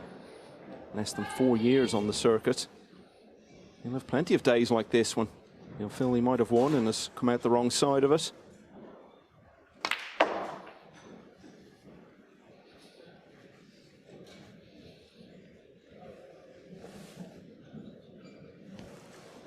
$65. Yeah, but credit to Xiao Guodong. Didn't have it all his own way in the beginning, but he dug in and he's played well. He's finished off nicely as well. 66. He's going to be dangerous going forward in this tournament. Yeah, 3-1 down at the interval. Highest break up until then, as we were saying, was 38, but then made 50 plus in all of the first 3 frames on the resumption to lead for the first time. That was 4-3, led again at 5-4. Had his chance to finish it off in frame 10, but missed to black off the spot. Sat out Wu Yize's second century of the afternoon. Both fluked a pot early on in this decider. Difference was that for Wu, it took him nowhere. for Xiao. It's going to take him into the last 8. Xiao Guodong, 73. A wonderful match to continue. A wonderful season for Xiao Guodong. It's his 8th quarter-final of the campaign. He has seen off his compatriot Yize by 6 frames to 5.